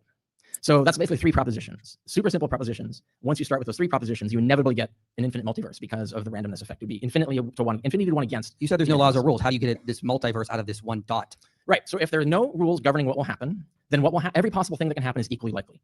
Because otherwise, if there was one thing, like say, like if nothing stays nothing, now you're talking about a rule. A rule is governing it. Something is keeping it staying nothing. Not only that, it's selecting nothing to a high probability over all the others. But that requires a rule, some sort of force or power that's deciding this. You said there are no rules here. Exactly. So then, if that follows, there's also no causal principles. There's no ability to. There's no potentialities. There's no actualities. There's nothing that can actually give rise. The description is that. So that's the thing. Is this is the actuality that actually does the actuality of nothing. It is. So forget the nothing. I think you're getting distracted by the word nothing. Let's pretend it's not nothing. Let's say it's a thing. It is a something. Thing. Yeah. Thing created everything else. This little bubble. Let's just call it a little bubble. Has zero size, zero time, and it has just two properties. One, no laws govern what will happen, and it exists. So those are the only two rules. How does that thing then create? If no laws govern what will happen, then every possibility is equally likely. So every following event is equally likely. So for that bubble to stay a bubble and never change and never produce anything is infinity to one against, because zero outcomes is one option among all the infinite possible outcomes. But there's also no causal principles. There's no actual descriptions. That is the causal principle. So it does have causal principles then. It is necessarily an effect of the description of the bubble. So this bubble has the ability to cause other things. It logically necessarily does. Okay, so we're talking about a thing that causes other things. Does it just do it by itself? Well, yeah. Okay. Yeah. So what things exist that are able to act on their own? What, currently in our universe here? Can you give me anything? Yeah, well, we live in a universe that is governed by exigent laws. So we aren't in this bubble. This bubble has no laws governing it. So we're not located there. We've never seen what this looks like, because there's no such place in our universe. So there's a thing not governed by laws that has the ability to create everything. Well, there was once. Oh, okay, right. So that sounds awfully like a mind. Dude, this guy created an alt account just to continue an insult, bro. What are we doing here? Please stay out of my comments if you're not going to engage in proper good faith discussion. I'm sorry. And I'm going to say this. All hell the quantum bubble. Yo, what I just walk in on? On? Yo, let's go. He's back. Yeah. Did you enjoy your outside experience? No, I did not. Did you enjoy the side quest? I did not enjoy the side quest. Did you pray to the quantum bubble today, bud? No, I didn't. Maybe that's why I didn't happen. Bro, what I walk in on, I just see this Russell guy getting like banned from the chat or whatever. He's been arguing. No. So go ahead. Yeah, I was planning on like addressing at the end of the stream if you guys wanted to. Obviously, this is a wrong chat. Hold on, this is my friend's group chat. He's leaking DMs. Oh no. I want to show what external said. Bro, I'm outside. It's so cooked, dude. Yeah, the side quest. All right, let me close this. Just scroll down and you'll see what like me. Oh, okay. Oh, scroll down. Yeah, hold on. Scroll down.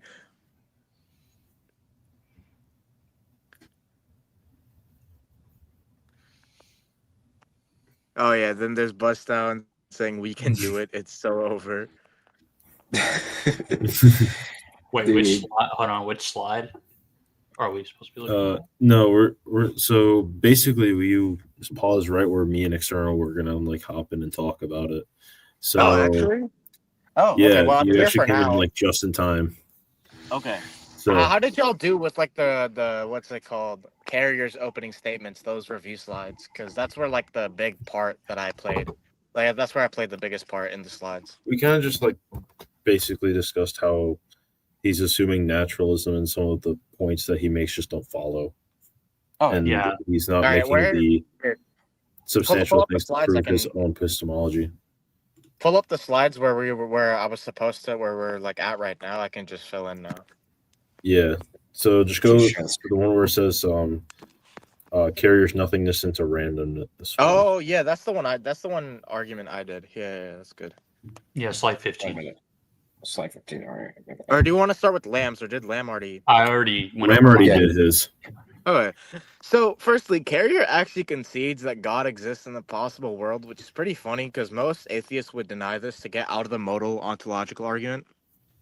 Yep. Even if we can, but regardless, even if we concede that nothingness has a probability of 0%, of being picked. So for him, right, it's kind of like if you have a bundle of every possible world and you just pick something out, the probability that you get a possible world with nothing in it is basically 0, because in every other possible world you're gonna have something, right?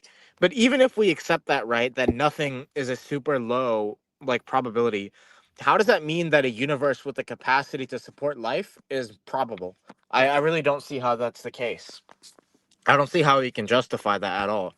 And then on top of that, when Carrier says that the fundamental something has no properties besides existence, I think first of all that's vague. Because if he's talking about existence as a property, does he mean in an Aristotelian sense, right? So for example, for Aristotle, properties are going to be things that are predicated to a subject, and the properties inhere in a subject in some way. Right. So the properties are going to be in the subject itself. Now, when you say that something has no property besides existence, then you would be saying that there's nothing inhering in a subject. Right. So, for example, with the Thomists, what we would say is that there's no accidents inhering in God's essence that add to his substance. And that's important because if Carrier means no properties in this Aristotelian sense, then he's basically just going to be moving towards classical theism, because now you have this object with no arbitrary limits that is supposedly pure act, and that has no properties besides, and it just is its existence. So if he means it in its Aristotelian sense, then he's just moving ever so closer to classical theism. But let's say he means that the only property this thing has is a first order predicate, right? So in first order logic, you can have predicates that apply to objects, right? Now, when he says that the only property it has is existence, if by that he means the first order predicate existence applies to it, then he's just saying something nonsensical, because existence isn't a first order predicate. In fact, most atheists would agree to this, because so in order to avoid the ontological argument, many of them will say something like existence isn't a predicate. So if you want to avoid the ontological argument by saying existence is a predicate, then you can't go back at the same time and say that, oh, well, actually this bubble has the property of existence, where property means some first order predicate. On top of that, in first order logic, existence is just like a quantifier. So you're just it's an existential quantifier. So there's not really a predicate for existence per se.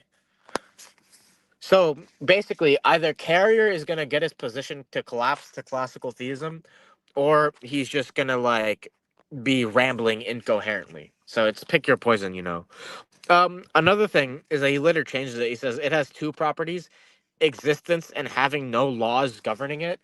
Okay, well, the same point about about how existence isn't a property under Carrier's view, if he's talking about first order predicates, um, that applies here. But also, if it just has the property of having no laws governing it, then I don't see how that's different from when theists such as Joshua Rasmussen are going to talk about how God is a unlimited being with no arbitrary limits. So I feel like Carrier's position is really just collapsing into theism if you think about it. Yeah. If you want, we can move on to the next slide. I kind of expound on what we talk about with from an Aristotelian sense. So basically, Carrier stating that this quantum point. Now he'll say it's a nothingness bubble or a void bubble, and then just for the sake of simplicity, he'll say it is a something, but then also says it exists in space time. So I'm not really sure what he's kind of going for. I think he's just trying to make it so that's an easier thing to comprehend. But he's saying this thing has three propositions. It has a random potential, so the potential to change into whichever possible world or do nothing. B, its property, only property being its existence, but as we'll see, he'll kind of add like a second one as like a sort of property, not rather than a proposition. But again, this kind of just leads to problems in the scholastic sense whenever we talk about its only property being its existence. And then there are no laws imparting on it. So it's basically not being moved by something else. But the way he's kind of describing it would kind of have to concede that something is moving on it to like have like any possible world, or like because to me it makes more sense. It would be more plausible to say that this one thing would do nothing than to say it would create something, or like it would transform into something. Because either way, if it collapses to just like, because of infinite possibilities, each will just be zero, or like a really, really low chance. It just makes more sense for it to follow that it's just not going to do anything. So, yeah. Now, onto the main three propositions that he kind of brings about. So if we simplify them, we have it is A, uncaused, B is identified by its existence, and C is the cause of everything. So this kind of just concedes theism in some sense, because when, especially Catholics, you can read Lateran 4 about this stuff, or like any scholastic on Trinitarian or like Doctrine of God document, they talk about God in a specific way. They'll say there is no law imparting on him, so that he's uncaused or of pure act. His essence, so basically what he is identical to his existence, so they're the same thing. And that he exists in pure act and is nothing causing him or moving him outside of himself, because he's just pure act. So I have a quote here from St. Thomas to kind of talk about this, how he's identical with his essence.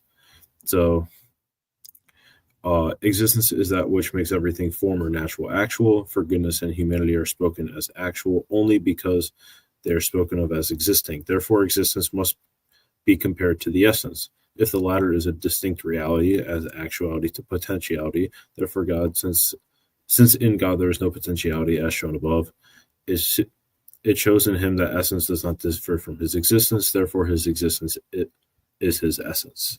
So you can read that in question 3, article 4 of Prima Pars.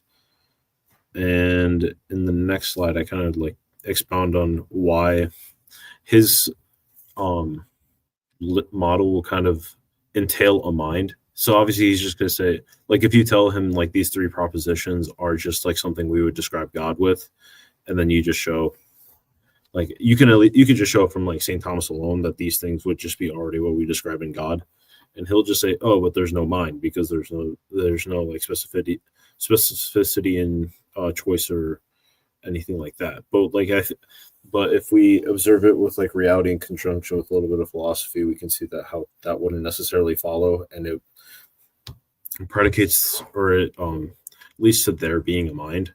So because we have this sort of effect, i.e. the creation of the universe, there's something that moved the creation of the universe.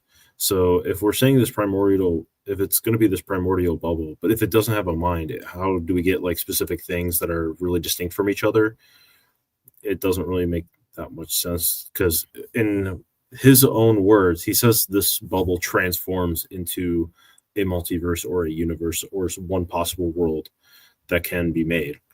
So if he's saying it transformed, do you get like really distinct objects? So this kind of just doesn't really make much sense to me, and doesn't really make much sense logically, because like if we have, let's say, me external or young Christian, like we're all humans, but we're all also really distinct from each other, and we are really distinct from, say, like a dog or like a cat. So because this thing apparently would have transformed into everything else, it doesn't really make much sense to say that it makes really distinct things if it's a transformation, because we know that we have different essences, between humans and like cats or something. So his model entails that everything is a universal, which is not what we see in reality, and kind of dismantles his model, saying it's less specific or lacks specificity as compared to God. Like all these extra propositions that we have to add kind of makes his model seem much more complex, but it can be explained by God because he has a mind. He can conjure up different essences that are really distinct from one another and can create them in a point in time or in a point in space. I was kind of all over the place, but you can kind of see where I'm getting at. Do you have any extra thoughts on that, External? We did like a whole video on this, remember? The is the first cause personal? So we go more into depth there on like the Thomistic proof for that. There's a slide after this by me, right? Yeah, it's your we have a syllogism basically for what is where it falls flat. Mm-hmm. Yeah, so this one will be my syllogism. So firstly, if a cause is impersonal, then that cause is caused by a thing distinct from it to act in a way to cause other things. Oh, hold on, something just happened. Bust down, can you just read it out real quick and then explain the justification? So premise one, if a cause is impersonal, then the cause is caused by a thing distinct from its act in a way or to cause other things. So basically what I was saying is like something is moved by another. Therefore, if a cause isn't caused by distinct from its act, then it isn't impersonal. So this is like a contrapositive to the prior premise. The fundamental entity, i.e., we say is God, isn't caused by something distinct from its act, which is what Carrier concedes. He thinks it's something that is not imparted on by other things. Therefore, the fundamental entity must be personal. So this follows from 2 and 3, because if it's not distinct from if it's something being not distinct from its act, it has to be personal. And because Carrier concedes that the fundamental entity, or like God or the bubble as he's going to posit, is not distinct from its act, then he's essentially conceding that the fundamental entity is personal. And then if something is personal, it's going to have thoughts, it's going to have like thoughts, etc. So therefore it has a mind. So this means that the fundamental entity, i.e. God or the bubble that he posits, has an intellect. For the justification for the first premise, you can just look at like how all causes work. Like if you have something like a rock that causes like a ball to fall down a hill, every single time it's always going to be like a mechanism in that rock, or like something else, like maybe someone pushed it or something like that. So every example you can give of causality conforms to the first premise. And so that's how you would justify it via like induction and abduction. Yeah. I think that really covers all the stuff that we wanted to explain. Is there a next slide after that?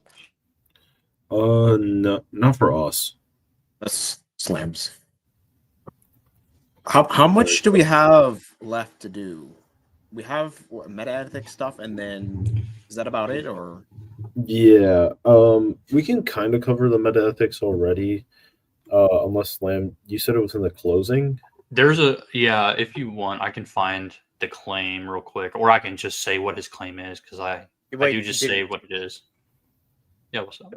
You remember that clip that I sent you earlier of it? You should play that on the video, because that was so funny. The one that I put in the announcements for that, where he just made like a blatant non sequitur.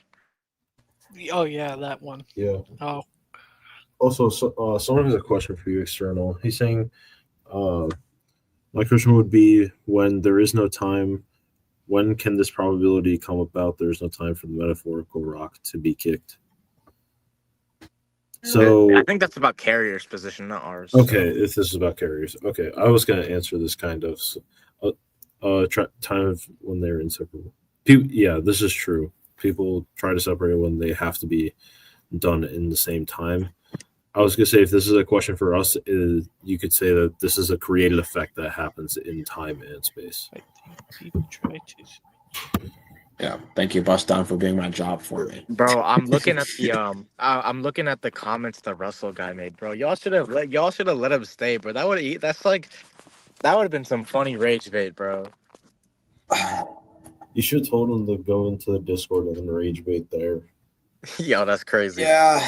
See, I mean, it's just me personally. I'm reaching a point in time where I'm not gonna take any more.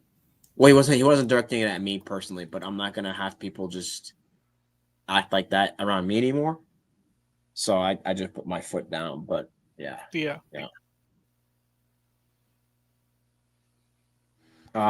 So what are we doing next? Are we going to Let's go over to the closing statement, because I think that's where the last bit of Oh, by the way, lands. did you guys cover the whole simplicity thing with Carrier's presentation and how so we kind of covered it. I basically just said that his simplicity doesn't really follow because it doesn't, or like it can be applied to us, because we would just say it's a logical thing, as he concedes that it's a logical thing. So these are infinite in one mind, right? But propositional minds don't exist. But we don't believe that there's a propositional knowledge in like God. What we think is that he is one distinct act, and because he is one of pure act, this is all like technically in one thought. So this wouldn't make it any. This wouldn't make it like logically infinite. It's just one thing, but to us, it's like they're virtually distinct and possible. Like these are virtually distinct possible worlds. Like these don't exist in reality or exist differently in God's mind. These are just virtually distinct to us in concept. Yeah, because his entire argument is, oh, you have this infinite set of propositions that are like mapped in this mind, and that's going to cause complexity. But that doesn't work for us because we don't believe that, we don't believe that the first cause is propositional knowledge. So that doesn't really work on us. But also, it's because we believe, if we're classical theists, we're going to hold to divine simplicity, meaning that we wouldn't say God is composed of parts. So then like that's like the least ad hoc you can get, because you are suggesting one thing in like the absolute sense, whereas Carrier's model, he'll even agree that you have to suggest multiple things. It's not just one thing, but there's multiple distinct things that have to be suggested, and so Carrier's model automatically loses to classical theism in grounds of simplicity. Yep. This may only work on like Dr. James Agnew. That's where you really get him.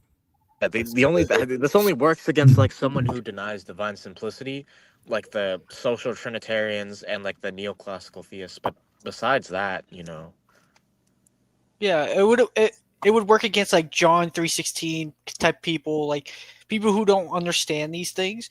But it's like he's throwing the baby into the bathwater pretty much and hoping it works.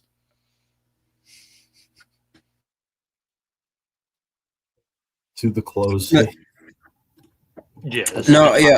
Master.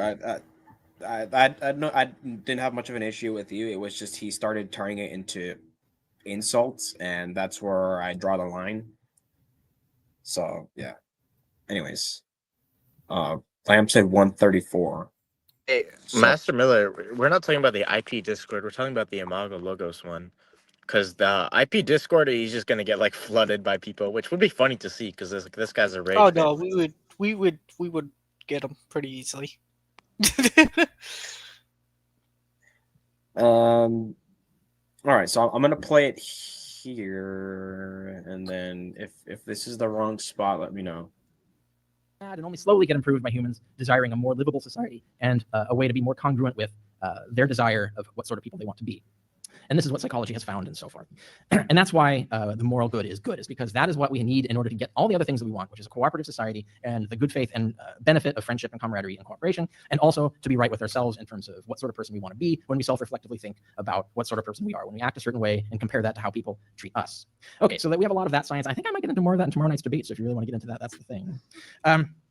And that's really it. So and there's many others. We could go through biogenesis. We could go through the vastness of space, the fact that it's so old, so large, has so much dead stuff in it, why almost the entire universe is a lethal radiation-filled vacuum, and so on. All of these things are exactly what we would expect if on this bubble theory, right? The simple bubble theory.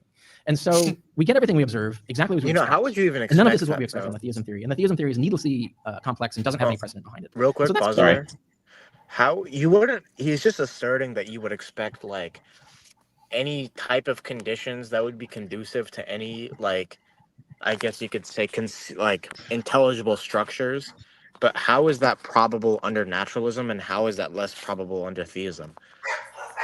Yeah, the problem is he's saying the clock without without the maker. The clock just builds over itself.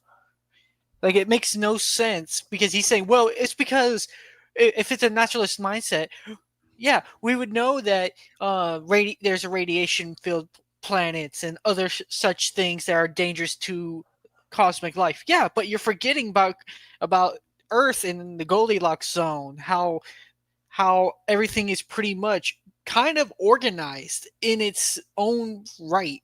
But that's his argument is just crazy. That's all I have to say about that. All right. Yeah, it looked like you finished up with this closing. Mm-hmm. It should be slide 21 is where I start. By the way, has Lamb gone over the meta ethics stuff yet? No, I just yeah, he's about to. I'm waiting till now because there was two claims he made. So it'll be this and 6 other slides. Oh, yeah. This is slide 21. This is following. Oh, no. 20. Then it's 22 if on your screen.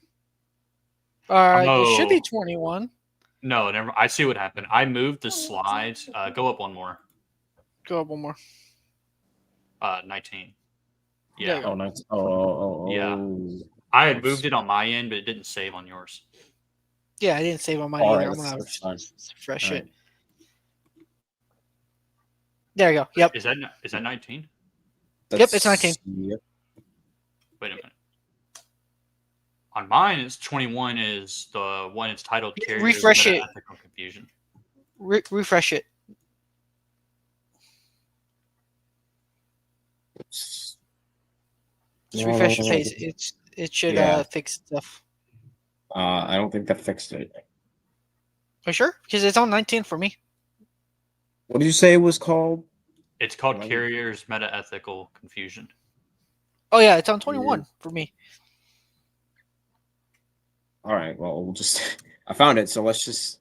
There you go. Yeah. So this will be around 7 slides total, but I'll try not to read everything word for word. His first claim is that the Aesop problem was solved for a while. He basically explains it that like we can prove odds from is's, and we do it all the time based on empiricism. He does say something along the lines of giving an analogy. If you want to build a bridge, then you ought to act a certain way, which I'm assuming he just means like you build it a certain way in accordance to whatever sort of facts you have on the mechanisms of doing such. He says if you're a surgeon, you want to save a patient's life, you ought to sterilize your instruments. We did, I don't know if we've seen it, but he does do this. Mike does go over the fact that it's just a hypothetical imperative. These aren't actual categorical imperatives. They don't say anything about moral ontology. He tends to just cash it out as empirically proven imperatives, which are just non-moral normative features or facts. So basically, they're just things that revolve around axiological commitment, so values, to epistemic duties, which are fulfillments of conditions based on prior knowledge you gain. So I gave an example. If you are thirsty, this would be the epistemic accessible fact. You're thirsty, you want to drink water or any sort of drink to quench this, then you ought, this is the fulfillment, the axiological commitment to drink some water. This is a sufficient conditional to the epistemic duty. Sufficient, not necessary, because you can drink other things to quench your thirst. But you see, this doesn't derive any morality. It's specifically going to be fulfilling things based on your knowledge. You can go to the next slide. There we go. Yeah. Epistemic duties do not entail necessary moral oughts. Not all axiological commitments are morally normative. For example, we have predispositions to knowledge. These are just innate values we have as logical beings to adhere to things that are logical, truth telling. things that adhere to whatever sort of facts we are assessing. Carrier's position assumes value is singular in nature and not multi-applicable. So again, he's assuming that value is like some very broad category, and in a singular sense, like he just thinks value is subjective to epistemics, or not epistemics, empiricism.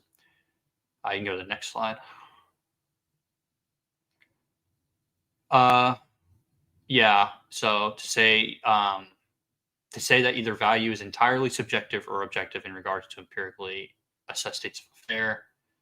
So yeah, I just explained that. You can go to the next slide. So basically the issues here is he does say something interesting, is he says imperatives for what morality is are imperatives that supersede all other imperatives. The issue is this doesn't talk about what morality is ontologically. So the first two big issues here and questions are going to be what substantiates moral imperatives supersession. So why is it the case that these imperatives supersede other imperatives we have for our empirical analysis? Number two is going to be what is the principal distinction in moral imperatives if they are fundamentally composed of the same imperative framework, so epistemic duties or empiricism. So if he's describing moral imperatives as just the state in which there seems to be supersession of other imperatives, there's no principal distinction between what he is positing as morality versus what is already an epistemic duty, which is just a hypothetical imperative. You can go to the next slide. There we go. All right, and this is either the last one or there might be one more after. I don't know, but so he does make a second claim. He claims fundamentally that morality is an evolutionary process of assessing social chaos and formulating better moral systems to solve issues. He also claims that moral progression is virtually a social evolutionary trait amongst humans who are flawed reasoners, or which is why we moved past endorsing slavery. So he seems to claim that epistemic duties or hypothetical imperatives are specifically the only thing that was necessary for moral progression. So moral progression isn't about other broader values such as like altruism or other sorts of like more interpersonal or sociological constraints that just are completely based on knowledge. He doesn't give any evidence for that. He then claims there's no evidence of higher moral laws built into reality, as we can only assess moral agents, and that ourselves as moral agents, and we expect perfect moral laws from the very beginning if God exists. I may have given the wrong timestamp for that, but he does say in his second claim that if it's the case that theism is true and God exists and he's omnibenevolent, he's a moral arbiter, then it would be the case that we would expect perfect moral law. So every agent we have would act in accordance to that perfect law, which means we would in of ourselves be perfect. Is there another slide after this? We see. Yep. Okay. Yep. And so ultimately, this still doesn't answer what morality is ontologically as being distinct from fundamental epistemic duties. It seems like it's the exact same thing. There's no distinction here between, what's proposed as morality or what he says superseding imperatives. And it's just ad hoc reasoning and an explanation on how moral systems function under theism. So basically, to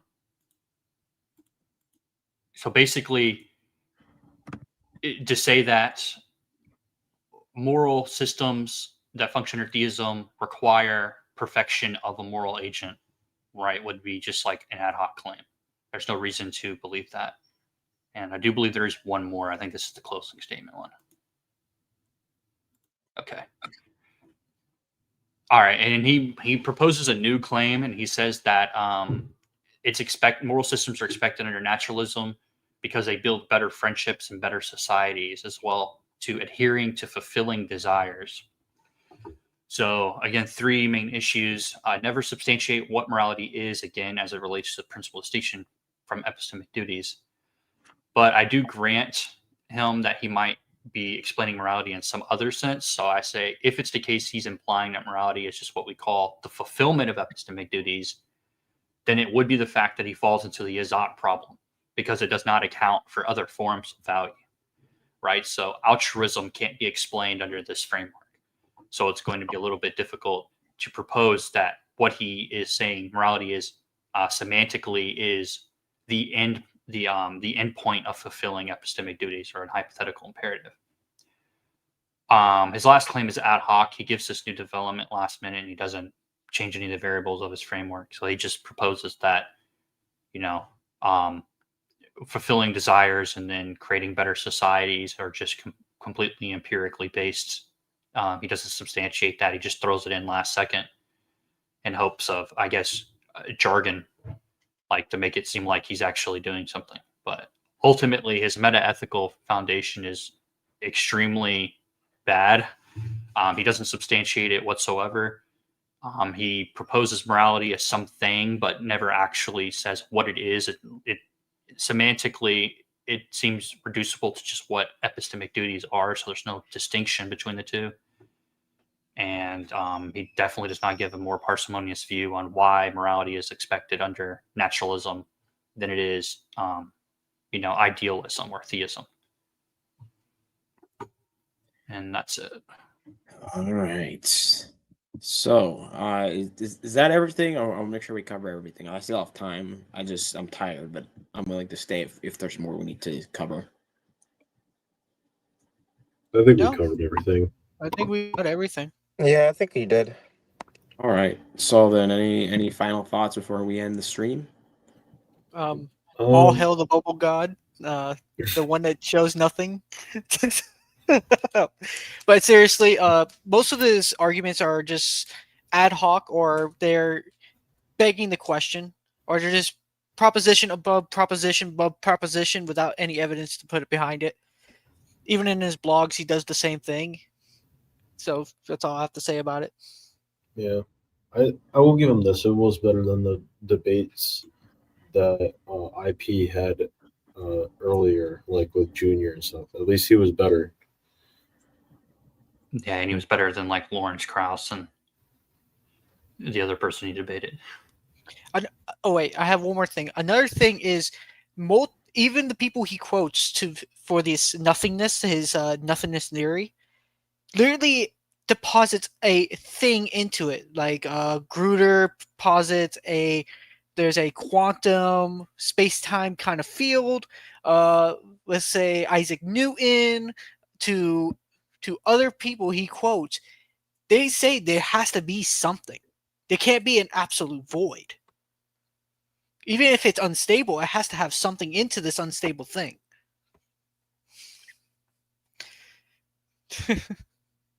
External? Are you outside or are you here?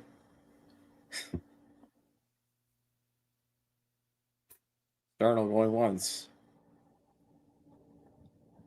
He's outside. First external. He's coming off. He's in a hurricane. That's why. He's in the quantum bubble. He can't hear or see anything. So close, dude. Oh wait, private chat. Shoot, I'm outside, bro. Come on. I'm stranded. Oh my gosh, he's outside. Oh my goodness. Jesus Christos Kurios. Yes, indeed. Jesus Christ is indeed Lord. Yes. All right. All right. That's professional grass toucher. All right. So one thing I will say, this is not really related to the debate. But I am planning to go in a Unitarian panel later today. Maybe I'll send it to you guys in the Discord later. So that might. Oh, are you gonna be like moderating?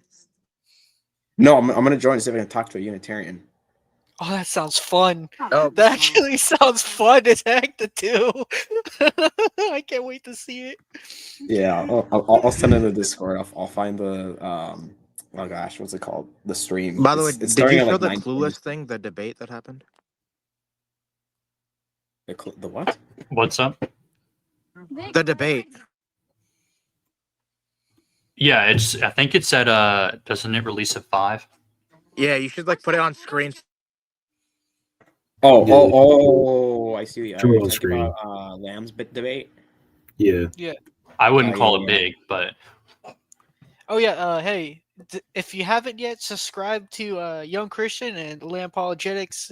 Let's get them up to at least 100 here. Let's get this going. I want to see. Yeah, this I is the want to see debate. it grow. Yeah. Follower Paul, you have a channel, right? No, I don't have a channel. I haven't Oh. decided to go fully into it yet. I'm getting there where I can like talk meta ethics, but I'm not fully there yet. yeah. Yeah, I get you. Something about this debate, by the way, is I don't know if might do like a short review on it, because we had an after discussion, like an after debate discussion, and he conceded that like he didn't understand many of the terms I was using, and so he was like extremely confused, and he did actually agree to the semantics when we reduced it after the debate, and it's very interesting. But to put a little bit of emphasis on this, this is the equivalent of a Christian or a Muslim Sunni debating a Mormon.